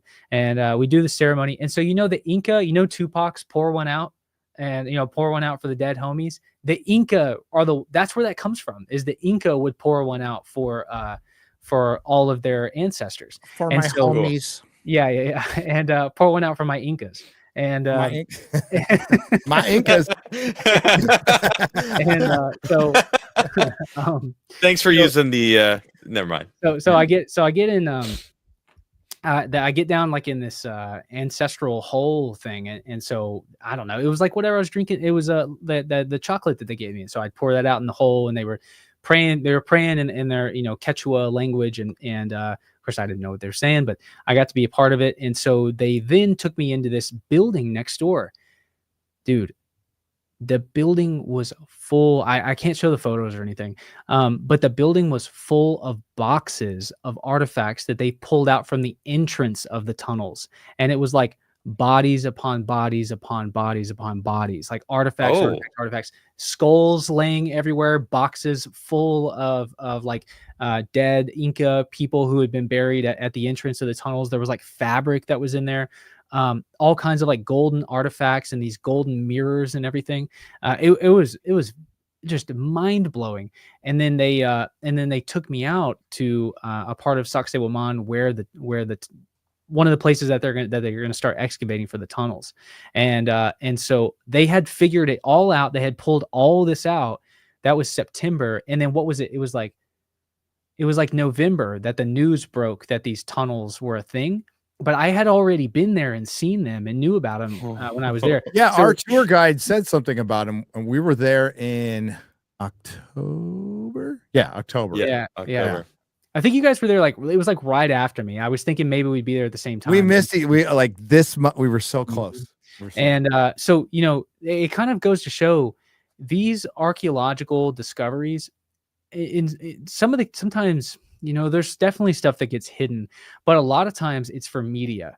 You know, all these countries have media teams and advertising teams, and all of this stuff has to be pushed towards tourism. Like, you know, tourism is the backbone of so many countries.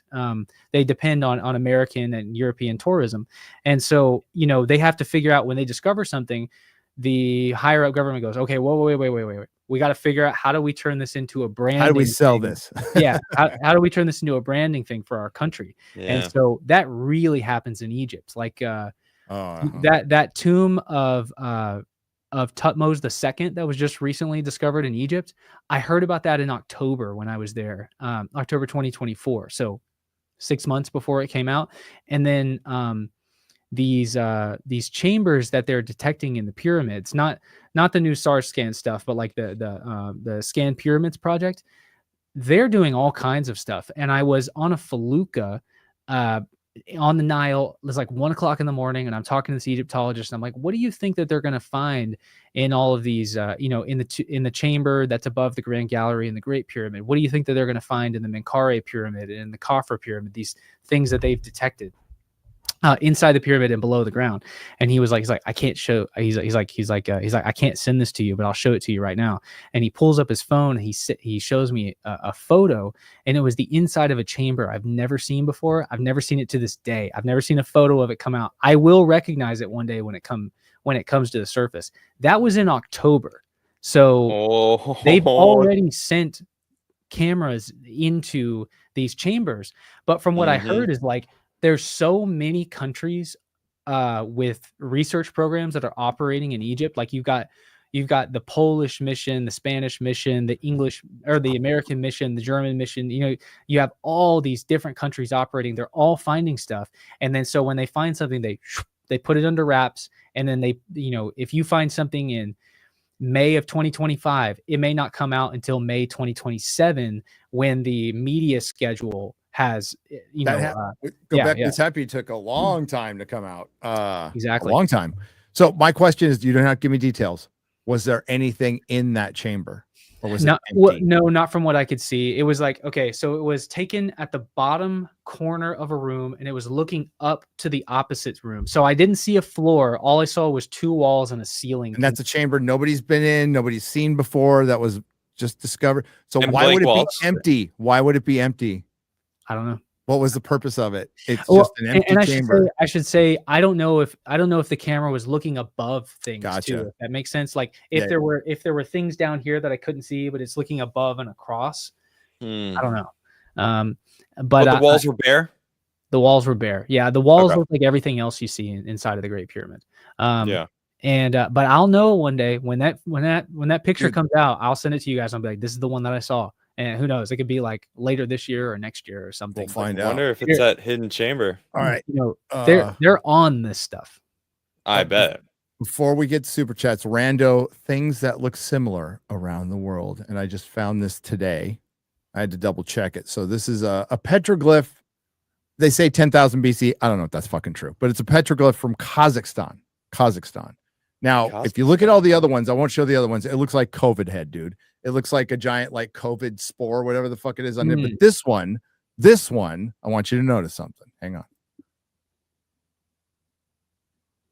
You see that? You see that owl face right there? Oh, that is interesting. You see that little owl face right there in there? This is that we see. That we see. This is Kazakhstan. So here is. Let me. Oh, I got it. It doesn't. I also noticed that there's 2 humans that look like they have hammers, much smaller. Yeah. But like then we have giant. That little owl. If you know the Goonies from fucking Popeye. Lada Valley. Is this on an island? This is Sulawesi, Indonesia. Yeah. So this is that was Kazakhstan. This is Indonesia. This isn't as close, I think, but hang on. But it also looks like, especially if you look at a better picture than I have here. Sorry. But let's go to Urfa Man. It looks like Urfa Man a little bit. They both have the eyebrow with the nose going down like this. Yeah, Yeah, I can see that. Yeah. Well, and That's they all turkey. and so many of these things are holding their crotches too, right? Yep. Yeah. Holding their junk all That around reminds the world. me of a question I wanted to ask you before, real quick. Garrett, are you still there? Could you bring up the picture that I posted? In your video, you posted a picture, and it's of a row of giant heads. And, I will next week. I will have a comprehensive set of pictures that all have that owl-looking dude. Okay. And there's North America, South America, Turkey. Not this one, the other one above Greece. So you'll find another picture. I will promise you that yeah, it's all over the world. This owl-looking dude. I really wanted to talk to you about the lotus. I feel we didn't even get into it. Okay, this. You posted this picture, and all I could think of is how similar it is to the Olmec heads. You know, different, slightly different, but very similar though. How big are these? Well, not as big as the Olmec heads. Not that big, close, right? Okay. Yeah. But pretty big. Do you see the similarities too? Yes, I do. But these are especially actually that second one. These are attached to human bodies, though. They're not sitting on the ground. So it's a full-on statue of it's these Hindu gods or something. Yeah, I'm pretty sure they're Hindu gods, and they're like holding this rope, and they're all connected to this rope next to each other. But they all have full bodies, and they're like sitting in these yoga poses. So in the photo, it looks like they're all heads, but they're actually full. It does. Okay. As you brought up, cool, Luke. The Olmec heads can look African, they can look Polynesian, or they can straight up look like the people who come from down there. Sure. They do, right? Which could be a mix of certainly within the Amazon jungle. There is Polynesian DNA. Like there's one there, man. Like I'm real slow to say that I think that the Olmec heads are African, because I've seen so many people there that look like the Olmec heads. But look this up. Look up. This is what it's actually called. Can look Cambodian too, dude. Like you can interpret that as Cambodian, for sure. So no one get offended, because this is what it's actually called. Look up Olmec Monument El Negro. And you go to the museum, and that is the name of the monument. Even the archaeologists themselves call this that. And man, you'll see a monument that very much looks like an African man. Yeah. He's like laying on his stomach, and he's facing forward, and he's got like the hard widow's peak with the it's like I don't know, it's a hard widow's peak with a little bit of an afro. Yeah, I mean, that doesn't look like anything else that I've ever seen in the Olmec world, and that's huge too. I mean, that head is like this big. Oh, really? Yeah, and his name is El Negro. And what's really interesting is he is a tenon, which is a tenon is that back half of the body would have slid into the side of a temple, and the only thing that would have appeared out of the ends are the arms and the head, and that would have stuck out the side of a temple. But the temple has never been found. We don't know what temple. Oh, interesting. That's crazy. Very fascinating stuff. So, man, I don't doubt. I was talking to somebody. I think it was East 10 or whoever on or whatever his tag name is on X, and I was telling him, he was talking about how his view of what Atlantis or this ancient lost civilization, ancestor civilization could have been is changing, and he just feels like the ancient world was far more connected. And I was like, yeah, I do agree with that in some way. A big way I agree with is I feel like there's so much evidence that so many people came to the Americas. I don't know that they left and went back, but man, I have no doubt that there were Africans who discovered the Americas prior to Columbus. Yeah, it just had to have happened. Back. Yeah, and and they just didn't make it back. And did they get killed or killed? What? There's the theories that the Chinese arrived on the coast of California, in 1421, I think, or maybe they arrived on the other side. But there's just Vikings. Leif Erikson, what did he arrive in Newfoundland? Just so many people who came to the Americas. And I think that, this right here may be one of like two pieces of evidence that Africans were here long before Columbus. So yeah, just fascinating stuff, man. Yep. So much to talk about. There is time for soups. You got to come back, Luke. Yeah, That's all that means. Well, we got to hang out before you go. Yeah, let's do that. Let's do that. Running out of time here, but yeah. Well, at least you'll be in Greensboro. I'll be there. I guess we could really quick talk about Cosmic Summit. Oh yeah, Cosmic Summit is coming. I gotta make a video for him. Bunch of Garrett, you want to get the website up? But we just did a giveaway for if you're on HowTube, you can watch the whole thing. If you can't make it, there are still tickets available. I'm gonna be there. Luke, you're gonna be there. Yep. So I just booked my return flights from Peru, and I'll be arriving like the midnight before the first day of Cosmic. And so I reached out to George Howard, who runs Cosmic Summit, and I was like, is it okay if I just, if I'm not speaking, but is it okay if I just go? And he was like, oh yeah, like let me put you on as a featured guest. So yep, I'm gonna be there in the flesh, and hope to meet some of you guys there. We'll see you there. You can hang out. It's awesome. Yeah. Man. Well, so I meant like people in the chat. I'm definitely gonna see you guys. Fuck them. No, I'm just kidding. No. Hopefully a lot of you guys are going, and I'll see you there. Because and if you can't go, it's awesome. I watched it last year via HowTube, and it's fantastic. There's a chat room. You get to chat with other people that are watching it and talk about what people are discussing. Luke, I watched you last year. I pretty much sat at my desk all weekend and just watched stuff. You saw more stuff than we did, Adam. And I probably did, yeah. And Crazy George has put it all on his YouTube channel. So if you go to Cosmic Summit's YouTube channel, you can get the whole damn thing and watch the whole thing. It's absolutely worth it. There's some great talks. Luke's on there too. Use code Nerdrotic. If you search Mr. Luke Caverns report on the Olmec giant stone heads of Mesoamerica, there's a whole 1 hour thing with Luke.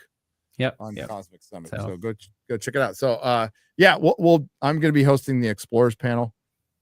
I'll wing it. It's all good. I'm excited to see this. I'm going to be there in the front row. No pressure. Okay. I'll just try not to talk about Star Trek or something. Yeah. No, I'll stay. I'll stay. Do awesome. Yeah, it'll be fun. It'll be and it's a fun. It's got a con atmosphere. Right. So there's kind of a party atmosphere to it. Like I won't partake. Maybe I'll, designate drive some of you home if you're not staying at the hotel. But George, and there's karaoke and bands playing. It's a lot of fun. Yeah. There was so much throughout the last couple of years, there's been, so many of these like professional debunkers and Debbie Downers, archaeologists who have hated on Cosmic Summit, and they're like, they imagine that the people who go there are going to be like crazy fringe woo freaks or whatever. No, man, these are some of like the nicest, coolest people. Every person there I met was just a really kind, open-minded, curious person. And I loved everybody I've met at Cosmic Summit. It's a great environment, and the audience is the audience is I just loved it. So yeah. Dude, look at this lineup. Look at this lineup. It's a murderer's row. We got Dan Richards, Robert Schock, Ben Van Kirkwick, Randall, Scott Walter. He's cool. Oh, look at Hugh. Man, poor Hugh. They could have gotten a better picture. He looks like he got surprised. Oh, Bell's there. Cool. Yeah, dude. I'm really looking forward to it. Danny Hillman. That supposed 25,000-year-old pyramid in Indonesia. I forgot. Yeah. Oh, it keeps scrolling down, Garrett. If he makes it, so there's our boy Marcus Young, but next to him is Mark Yusuf. This is like the rock star. He's gonna make it. Oh, sweet. So we need Yusuf. I can't wait to meet him. Well, we're still hoping he makes it. I think they'll get it's not confirmed yet. Okay. Like, that guy's the man. Like, he's fucking great. So yeah, it's gonna be fun. And Yusuf is presenting, right? Yes. Okay, very cool. Very cool. I have not seen him, and he is a wealth of knowledge, that guy. Oh, I'm sure. He's for real. Well, his family is like the Egyptian historians, man. Yep. I can't wait to have a conversation with them. Stealthy Cat Cosplay is a new member. Thank you for joining. We appreciate you. Rook Takes Rooks for $9.99. What are the odds that Luke Cavern gets eaten by an uncontacted tribe while trying to map the dark rainforest? Maybe the same tribe as in Raiders opening scene. Interesting. They weren't going to eat you, though. What are the odds? Throughout my entire lifetime, 50-50. Wow. 50-50. Yeah. I think, as time goes on, I'm either going to start drastically increasing the level of risk I take or drastically reducing it. So I think it's like 50-50, Well, are you going to have kids? I feel like that's a pretty big deciding factor there. That's true. Yeah. Lauren and I have been talking about this. I think maybe like a year and a half, we'll start trying something like that. Cool. So, maybe that'll impact me, or maybe I'll tell my kids, guys, you guys live your dreams. This is my dream. If I don't see you again, well, I was eating. Yeah. If only you spoke Jovito. Now, see, the thing is, I hope that they're gracious enough to kill me before they start eating me. That would be okay. Or they give me like the blue serum. Have you seen the serum that the Amazonians invented that they pour in the water, and when the fish interact with the serum, the fish become paralyzed essentially, and they fall asleep, and then they only take what they need, and they put the rest back in the water, and they'll come back to life. Well, they can give that to people too, and it'll knock you out, and it'll be like completely painless. It's like anesthesia. And so I hope that they are kind enough to give me that before they eat. It's Amazonian roofies. That's what it is. So, terrible. That's what? Those motherfuckers that were talking to you and saying you were too young on the TV show. You tell them what Indiana Jones's age was in Raiders of the Lost Ark. He was 30. Now, Harrison Ford was really 40 in real life, but he was 30 in Indiana Jones. Oh, was he really? Okay. Yeah. Hey, yay, the vinyl solution for $9.99 says, Gary, any updates on how to buy a signed copy of your book? Also, I would prefer hardcover over softcover, no Diddy. That is being worked out now. I'm sure, no Diddy, but you still want the hardcover. We're going to give you the option of both, I believe. I think we'll give you you can choose which one to buy, and there will be a signed one. Absolutely. 100%. And I'm going to be at Fan Expo Dallas beginning of June. So this is before Cosmic Summit. I'll be on a panel with Star Wars Theory and Eric July, and I'll be at his table. So we'll be there. I love Star Wars Theory. Cool guy. That'll be fun. The Natural History Museum in London has an exhibit about life beyond Earth, a live stream on 15th of May from them too. The truth is out there. Oh, I'll have to watch that. Oh, fascinating. Fascinating. Yeah. Dude, that place is awesome. Adam and I and Garrett spent a lot of time in there. We went to the British Museum. I'm sorry. I think it's different. Yeah, different. Oh, yes. National Museum of London. You're right. Different museum. Gary sent you a book titled Hunt for 0 Point Energy. Hulk smash. Cool. Good. That's what we're going to be talking about a little bit next week. We're going to talk about 0 Point Energy and all the people who tried to get into that sphere. I can't say just 0 Point. It's basically alternative energy who ended up water engines. Just there's a lot. All mysteriously died in the middle of their life under very weird circumstances. About a dozen of them. But there's nothing to see here. Jake Skywalker says, hey, Luke, I emailed you, LOL. I've been on a few excursions in Texas and Arizona. Would love to accompany you guys. Hail Forbidden Frontier. Awesome. Send me an email right now. Just title it Jake Skywalker. I'll check it out. Cool beans. Alec Baldwin's finger, the man who never misses, has gifted 50 Nerdrotic Live memberships. Hail, brother. Thank you. So Turkey got canceled because fucking Jimmy, it's all his fault. It's Michael's too. It's Michael's too. But there will be a replacement. We're possibly thinking about a replacement trip for the same period of time in the same month. Where would you go? That later. Well, I can't say right now. Okay. I can tell you in the private chat, but I'll tell you after the show. No worries. But I if it changes, because it's like one of two places, right? So either place would be I'm gonna fucking go. When were you guys planning on? When was this trip originally planned? November.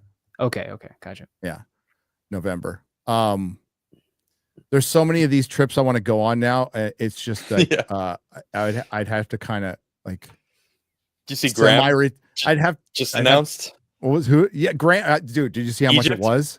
14 grand. 14 grand, and it's gonna sell out. I know, it's crazy. Graham, I love you. Not for 14 grand, brother. Yeah. Yeah. Do you know I can get an Amazing Fantasy 15 low grade for 14 grand? I'd rather do that. Did you see the itinerary though? What they're actually doing? Dude, it's amazing. It's amazing. It's like the ultimate Egypt, like backroom entrance to everything. It's crazy. So if you go by yourself, it's 14 grand. If you go with your wife, it's 28 grand. You know, it's like you're talking down payment on a house at this point. I know. So. Yeah, crazy. Curious. Now, our trip will be a little cheaper than that. Yeah. A little bit.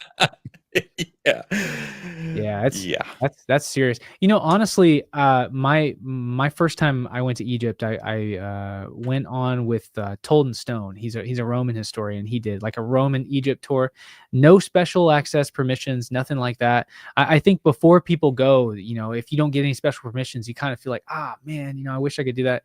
Dude, you're going to be in Egypt for 2 weeks. You're not going to realize that you didn't get a special permission. Right. Your mind's going to be blown regardless. I agree. You know, even going on a tour that has no special permissions and it's bare bones, you're just going to the sites, you're going to have a fantastic time because you're going to be in Egypt. And it's almost good for that first one. You get an overview, or even if that's your only one, right? Yeah. Yeah. You know, Peru, like I definitely need to go back and see Nazca Lines and get like really into it. But going for that first trip and just kind of peeking at everything that I'd seen on camera, and then, you know, you see it in real life and you're like, oh my God. You know, you're bringing it up. I've always bring this up to you, Luke. Most impressive thing is the terrace. They are in fucking sane. I mean, all the Saxe-Roman's awesome, but they're everywhere, dude. They're fucking everywhere. You're going down this valley with these insanely high peaks. You're already pretty fucking high. And then there's a sheer cliff. There'll be a mountain. That's like, so we're what, 10, 11,000 feet. Then it goes up another few thousand feet.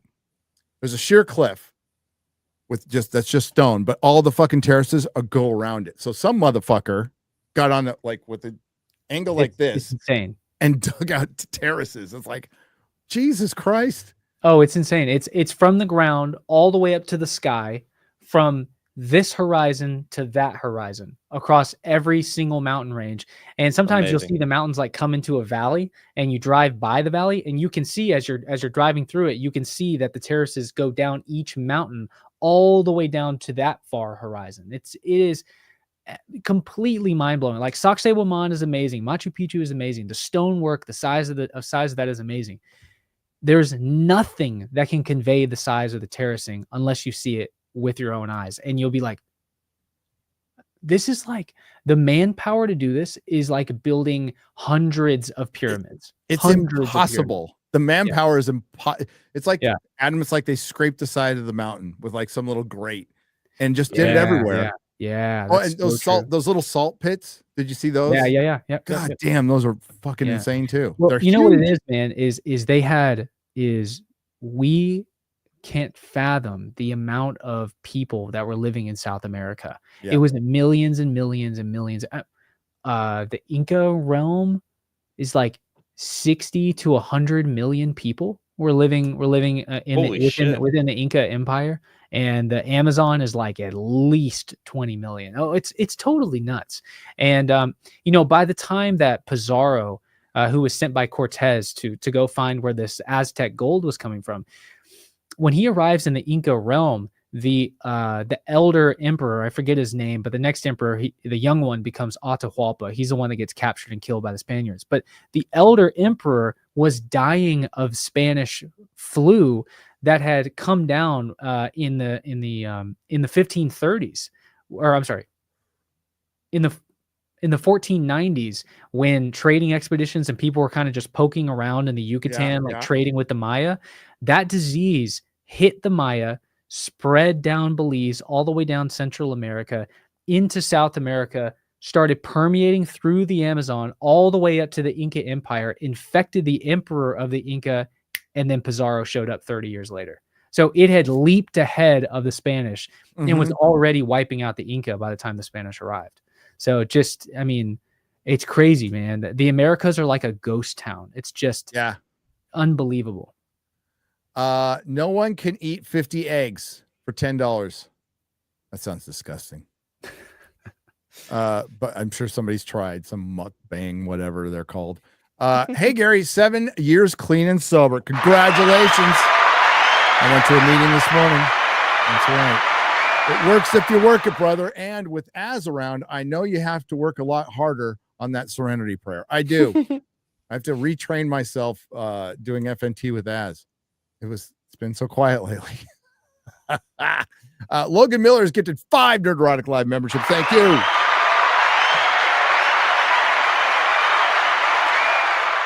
Luke has grown from a little acorn to a mighty oak in front of our eyes, says Eric K. He has. Oh, well, thank you guys. Yeah. I just want to say, man, I'm like like this was always what I wanted to be. And the fact that like so many people have like supported me on this journey and been encouraging to me. It's I don't, you know, I feel like I don't deserve it, and it was just given to me. And you know, I work really, really hard, but it's just I've been really fortunate to be friends with you guys and so many people to support what I do and enjoy the things that I talk about as much as I enjoy them. Like, man, I'm still really poor, but dude, I'm like living my dream, and you're happy. You know, I'm happy. You know, you can't put a price on that freedom. Like, dude. If in retirement I own my own hot dog stand and I'm just fucking selling my own hot dogs, I'll be happy. I'll never work for anybody ever again. Yeah, like, totally feel the same way. Yeah, and after like working for somebody for a long time, looking for different people, then I worked for myself, and then I had to go back and do it again. It helped me appreciate a lot of things about not working for people. Yeah, so, sure, and that I'm not made for it. But yeah, it's a gift, and it's something you can't put a price on freedom, and you have freedom. Freedom. Like you can pick up and go wherever the fuck you want when you want. You don't have to plan some 2-week vacation and stuff. And that's, you know, it's good that you're grateful about that, because it's all gravy. Doing this stuff on YouTube is all fucking gravy. So many people go crazy over it, and it's like, you know, and just enjoy it while it lasts. Nothing lasts forever. Hulk Smash, Luke, I love your Raiders podcast. Hail. Oh, thank you so much. It's really good. You two are great together. Yeah. She's cool beans, man. Johanna's lovely. I love her. She's a really, really good friend of mine. Yeah, she's really nice. She came on here. She did a great job. And she's really fun and entertaining, and you two are a good mix. Thank you. Thank you very much. We know so little about Antarctica. Why? Well, ice.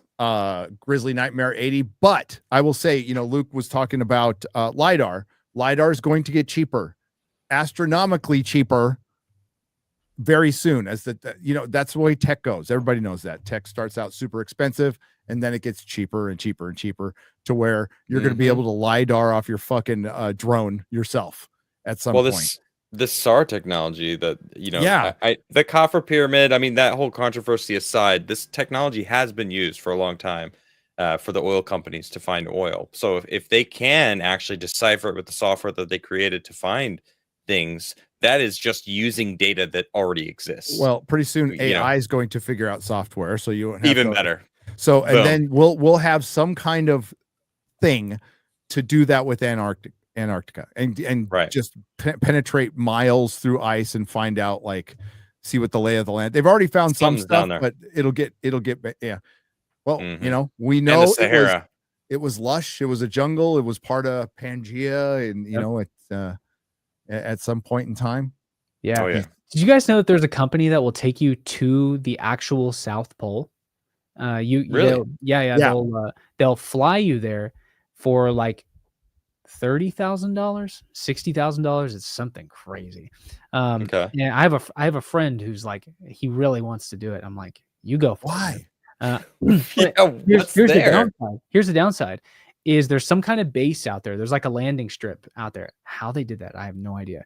But there's a landing strip out there, and they will only take you there at night. You land, you turn around, and come back, and that's it. You can't see anything on the ground. I don't know why. I have no idea why. It must be a daytime thing, because I was watching a special where we had, I forgot what guest it was, Adam. We had somebody talking about the fissures that crack in the ice all the time. So like when they're landing the planes and stuff, they have dudes who have to go out in their little snowmobiles and check for cracks in the ice, because you'll just fucking fall down. Yeah, like all the time. Like that's happening. So I don't like, maybe at night it's cooler, so there's less of a chance to have the fissures or whatever. Man, that sounds bullshit. So scary. Do you guys ever see the people that are skiing and then they fall in a crack in the ice? And the ice is solidified, or the snow or whatever, and the ice is like solidified, so it's like crystal around them, and they're like stuck in this thing, and it's a crack that'll go, hundreds of feet into the ground, and they're just holding themselves in there, and then people have to come rescue them out. Man, I have no reason to be out there in that environment for an adrenaline rush. Yeah. No. I've been on a glacier with these crevices, actually, in Alaska. That's scary. Yeah. Standing on they had to flag off the areas we couldn't walk. Yeah, fuck that. Adrenaline junkies, I don't get. It's like do you guys know the story of the expedition of the guys who I want to say it's maybe the early 1900s or sometime in the 1800s, and they're taking an expedition to the North Pole on these old, kind of pirate style sailing ships, and they crash into an iceberg, and they're crashing into an iceberg. And of course, if they don't show up by a certain time, they have rescue ships that come. So all they've got to do is just hunker down and survive until the rescue ships get back. Well, a polar bear sees them in this, sees this boat off in the distance. And now polar bears cannot be picky about what they eat. If they see something that stands out in this white landscape, they have to go get it and kill it and eat it to survive. That's, bears don't hunt people, but polar bears do, because they have to kill you and eat you to survive. And so this polar bear gets interested in this huge brown ship that's crash landed on this iceberg. And so these guys hunker down inside of this boat, and eventually over the course of a few days, this polar bear that builds up the courage to come check out this boat, it smells the people in there, and it breaks into certain compartments of the boat and would drag people out of the rooms, off the iceberg, down into the water, and up onto an ice sheet, and it would maul the person to death and eat them in front of the group, and then it would come back and get more people. And I think it killed like like 2 or 3 people and ate them before the rescue ship came. But these guys are like hearing their crewmates being mauled to death by a polar bear, and they don't have anything to they didn't have any weapons or something. I don't know the story. I've only heard the story in passing. That those kind of expeditions aren't really my interest, but I've heard lots of people talk about this specific story. Wild. Never heard of it. No thanks. Nope. I'm good. Thank you. I'm in the world that I don't need to go to. Inspired by y'all, looking into 4-year colleges to transfer to study anthropology and archaeobotany. Interested by Great Plains archaeobotany. That's really cool. Good luck. Awesome. Good luck. Yeah. Love that. Good luck to you, sir. Yes. Angel of Eschaton for $5 Australian. On Tanks and Oz, I suggest the Australian Armor and Artillery Museum's YouTube. If you haven't seen already, they are rebuilding a Westby and a Stug 3. I'll check it out. Luke, the Khmer Rouge was led by Pol Pot. Percentage-wise, the worst mass murder in history. Watch a movie called The Killing Fields to learn about it. Yeah, it's a brutal movie, dude. Yeah. I was told by everybody there to see that movie. Yeah, I know that's a brutal time, man. Brutal time, brutal place. I was there thinking about like all the 18-year-old Americans that had to go fight over there in those conditions, and with how hot and muggy and thick the air was and how intense that environment is. And on top of that, you're in the middle of a war, and it sounds like actual hell on earth. Actual hell. Yeah. Great Dead Kennedy song. Holiday in Cambodia, though. Sophie, who is from Peru, says, Gary, we got a Peruvian Pope. No, he's American. Whoop, whoop. Hail. She joined us on our Peru trip. It was great. She was awesome. Awesome. Yep. He's American though. No, is he Peruvian? Is he from Peruvian descent? I know he's a White Sox fan, which is pathetic. Aiken for $7.99 Australian. Some accounts speak of giants with special knowledge building the pyramids. The timing to me sounds like the description of the Nephilim in the Bible. I love. Oh man, I almost blabbed on something I'm not supposed to blab about. Sorry. It has something to do with the Nephilim, though. It does. I love the story of the Nephilim. It's my favorite fucking. It's like the Pope is from Chicago, but he has a Peruvian passport because he lived there for a little while. Oh, okay, cool. All right. So if you want to claim him, Peru, that's cool. I'm down. I'm completely down. I'm completely down. Luke, will you check out the Brown Mountain Lights in North Carolina? Says Nick the Greek for $4.99. You ever heard of those? This is new to me. Are you guys familiar with this? So, you ever heard of the Marfa Lights? Being a Texan. Yeah. Okay, so the Brown Mountain Lights are like the Marfa Lights, and they actually have video evidence of it. Now, people think it's UFO or Will-o'-the-Wisp. My theory is it's geological. There's some kind of because I mean you're kind of close to the Magic Fault, but there's some kind of friction going on beneath the earth that will create a light. So they have video of these lights popping through trees and popping up, and they just kind of. Is it like electricity coming out of the ground? It looks like I guess you ever heard of the Will-o'-the-Wisp? It's kind of a mythological thing. That's what it kind of looks like. So it's like a bouncing big giant firefly. That's the best thing. And, really, and I got to look. Okay, it does look like a UFO, but I personally think it gets seen so much it's a known thing. So they're the Brown Mountain Lights out there. I am going to check them out when we go out. Cool. Probably won't see it, but there's Marfa Lights here in Texas too, in Marfa, Texas. How far is Brown Mountain from Greensboro? That's a good question. I think it was closer. You're going like next month to check it out. Yeah. Okay. All right. I'll link up with you. Yeah. I mean, we're going to be out there. I don't know how I'm going to get my work done. I'm just going to have to take all my shit with me. I have so much fucking traveling to do this year. I'm like, I don't know how I'm going to get my work done, but it's the best. I just take everything with me. Yep. And if it gets fucked up, it gets fucked up. Like your PC and everything? Yes. When I'm driving, I take my PC. I take a full PC. When I'm not driving, I take a laptop. Now I can work on a laptop, but it's like working with one hand tied behind your back. It's terrible because I need multiple monitors. I'm blind as a bat. Yeah. The last thing I want to do is, so I've got either a 27 or a 32-inch monitor here. The last thing I want to do is edit my video on like a 13-inch screen. Yeah, it's terrible. Well, and then you're not getting good audio. So you're on headphones on a fucking laptop, right? Yeah. So you're like, man, I hope my video sounds good. Yeah, exactly. So yeah, I'll just have to take my stuff with me. But yeah, I will check him out. Jeff up north, what's up, brother? By the way, he has a channel. He just put up a video. Go subscribe to Jeff up north. He's part of the Peru crew. Cool. You're wearing your Peru shirt in your last video. See, I want your stuff. Thank you. He's gifted 10 Nerdrotic Live memberships. Thank you very much. Oh, wow. Shout out, Jeff. Shout out. B-Chain 315 for $5. There was an Indian burial ground in my hometown that the Freemasons built a Masonic temple on top of. Sounds like the Freemasons. Those guys are actually no good. Yeah, they are. But man, I'm interested in their shit. Got demolished about a decade ago, thankfully. Well, I mean, that's the thing. Angkor Wat, was it built on something that was older? We have no idea. I was thinking. And I mean, as Luke was saying, that near Angkor Wat, they built that city right over everything else. Cusco, as you know, is layers and layers and layers of shit. Yep.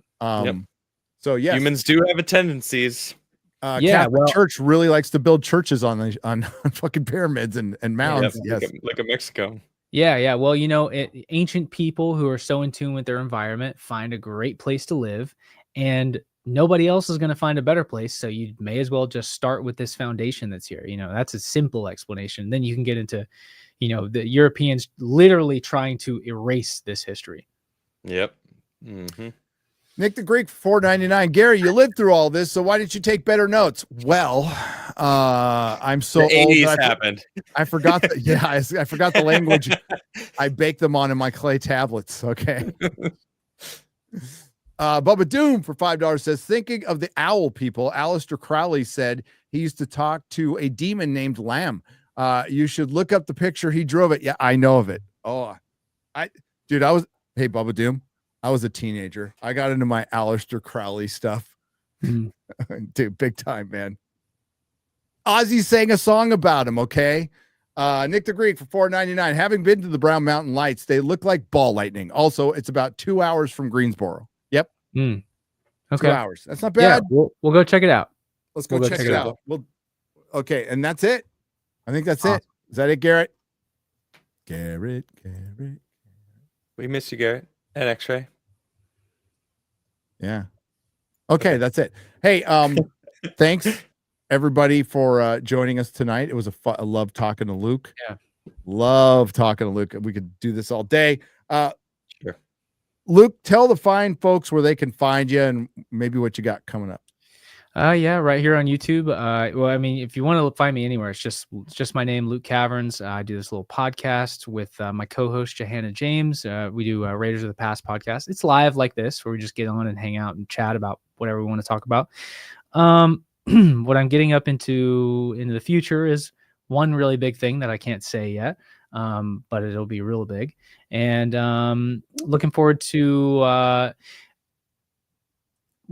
yeah, I'm broadening my subject matter a lot. I've been interested in a lot of different things, and for some reason, I just, when I was wrapped up in this academic world, I felt the pressure to kind of niche down and really specialize on something and get into the nitty gritty of that. But I don't really want to do that. There's so many things I want to talk about, and so I'm looking forward to. I'm starting a new series on my YouTube channel, doing away with everything I had planned previously. I'm going with this new series, and it's called Unexplored. And it's just aspects of ancient history and modern history where it connects with ancient history, things that very, very few people have ever spoken about. And so one of the next things I'm working on is the secret. I think maybe we talked about this in the pre-show, but working on the Nazis' secret mission down in the Amazon and what they had planned for South America, French Guiana. So yeah, there's just lots that I want. Argentina. Yeah. So I'm just, dude, I have never heard that. I cannot wait. Yeah. To see this video. Yeah. I've never heard of it either. Oh man, it's crazy. There's a and it's not just because it's Nazis chat, okay? There's a Nazi graveyard in the Amazon. What? And, it's still it's still there today. They haven't removed it. But there were several people that died in the expedition. One of them was a high-ranking SS officer, and he had this cross placed over his grave, and it has a swastika in the middle of it. And he died in 1937. And underneath the cross, it says, "They don't understand what I say on Twitter."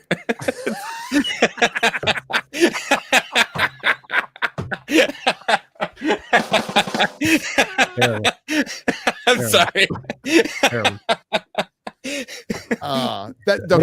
Whatever shot I had at a TV career is gone. As soon as you talk to me, as soon as you talk to Adam, it's way worse to talk to Adam than talk to me.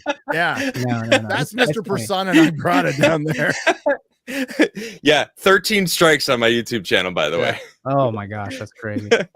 Yeah. So, but yeah, Georgia, it's a fascinating story. No, dude. So estimated time of arrival on this video? Month?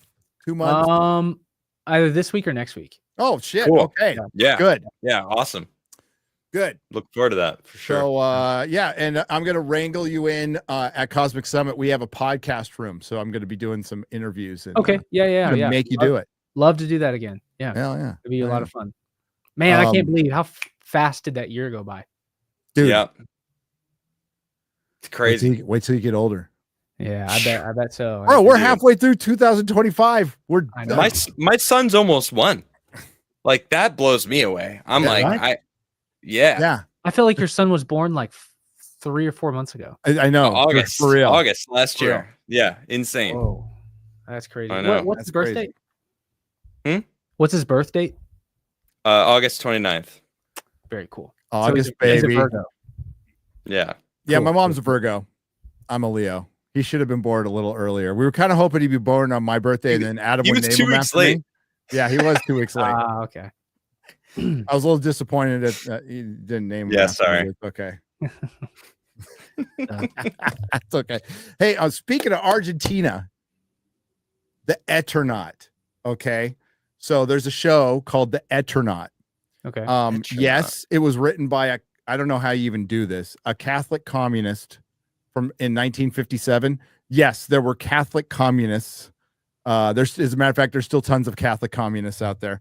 But it was before he was like super radicalized, and he wrote this comic book in Argentina that, like, honestly, never fucking heard of in my life. I think there's been one American translation of it by Fantagraphics back in 2015. But everybody was talking about the show, so I watched it. I'm like, I'll probably go through fucking 10 minutes and get out of it. I burned through it in one day. It was really good. Okay. It's really good. So it's in Spanish, or their version of Spanish, but I just did the dubs. And some of them are kind of funny and bad, but most of it is like good premise. It looks like it's going one way, and right when it starts, it's a post-apocalyptic. That's all I'm going to say. Don't let anybody ruin for you. It's post-apocalyptic Argentina, and it looks like it's going one way, and then it goes boop sideways, and it's like pretty fucking cool show. Cool. So, cool. I'll check this out. I can recommend that. What do you got coming up, Adam? Well, I just finally recorded my first song. I'm very excited about it. People have been asking me to record my music for a long time. I just finished recording yesterday. I buckled down and just did the vocals yesterday, and I'm so excited. I've got my wife went to school for music production, so she told me, I was like, can you fit it into your schedule? And she's like, I'll start tomorrow. And I'm like, yes. So she's going to start working on the song. It's called Hell Bells. I guess, I don't know, the title might change, but I'm excited anyway. And of course I got my show Bass Staff Monday tomorrow with the guys that joined me on the Bass Staff Monday. And then I've been just kind of doing random things. And of course, Friday night, I do a jam night. I play covers. I play my own originals. I write new stuff. I just play my guitars behind me, and I just have a blast. So check out my channel, The Crigler Show. Awesome. Thanks. That's awesome, man. And I hear you're really inspired by Kanye. Heyo. Yeah, well, I'm looking forward to that. You'll have to send it to me. I'd love to hear it. I will. Yeah, for sure. I will. Definitely. I pop you on after my show if I'm not like sick of streaming. I mean, it's kind of nice after talking to 9 retards every weekend, I mean, I am one too, so it's okay. Yeah, you guys went late last Friday. We did. Still streaming when I was done because Rumble was down. I don't see Rumble in the chat right now. Garrett, is it? I doubt Garrett's even listening anymore. He's back there. I don't see Rumble in the chat at all. But it was Rumble wouldn't let us connect, so I had to just do like a different way of connecting. So it's there. So it's just not in our chat in the background. Oh, sorry, I couldn't see a Rumble chat. Sorry. Okay. All right. Thanks, Garrett. Okay. Bye, Garrett. Yeah. Bye, Garrett. Garrett says fuck bye. you. Normal world. Normal world. Normal world. Watch Normal Tuesdays, World. Wednesdays, Thursdays, Normal World. Check it out. It's awesome. Check it out. I am going to jump right over to my Mobland watch party. I owe you guys an episode, so we're doing 2 tonight. We're going to do last week's and this week's. I have not seen them. I have not seen episode 7, so we'll be watching it together. It's a fantastic show. I can't wait to see what happened, because the last one ended on a cliffhanger. And then Nerdrotic Nooner tomorrow, back to videos and all that good stuff. So there. Very cool. Rumble. I saw the chat. Rumble was down for everybody on Friday. So yeah, it happens. I think they got DDoSed or something like that. So yeah, the biggest one they've ever got. Yeah, and it'll happen again, and right when their stock went up. I'm sure. Please subscribe to Luke.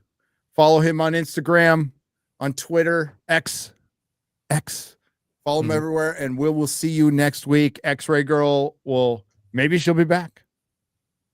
She's off video gaming. She's off having fun. She can have fun once in a while. Then she has to suffer with us. All right. Thanks to the Modrotics. Thanks to everyone who left a super chat donation. You helped keep the lights on. Thanks to all the lurkers. Thanks to everyone who participated. See you next time. Thank you.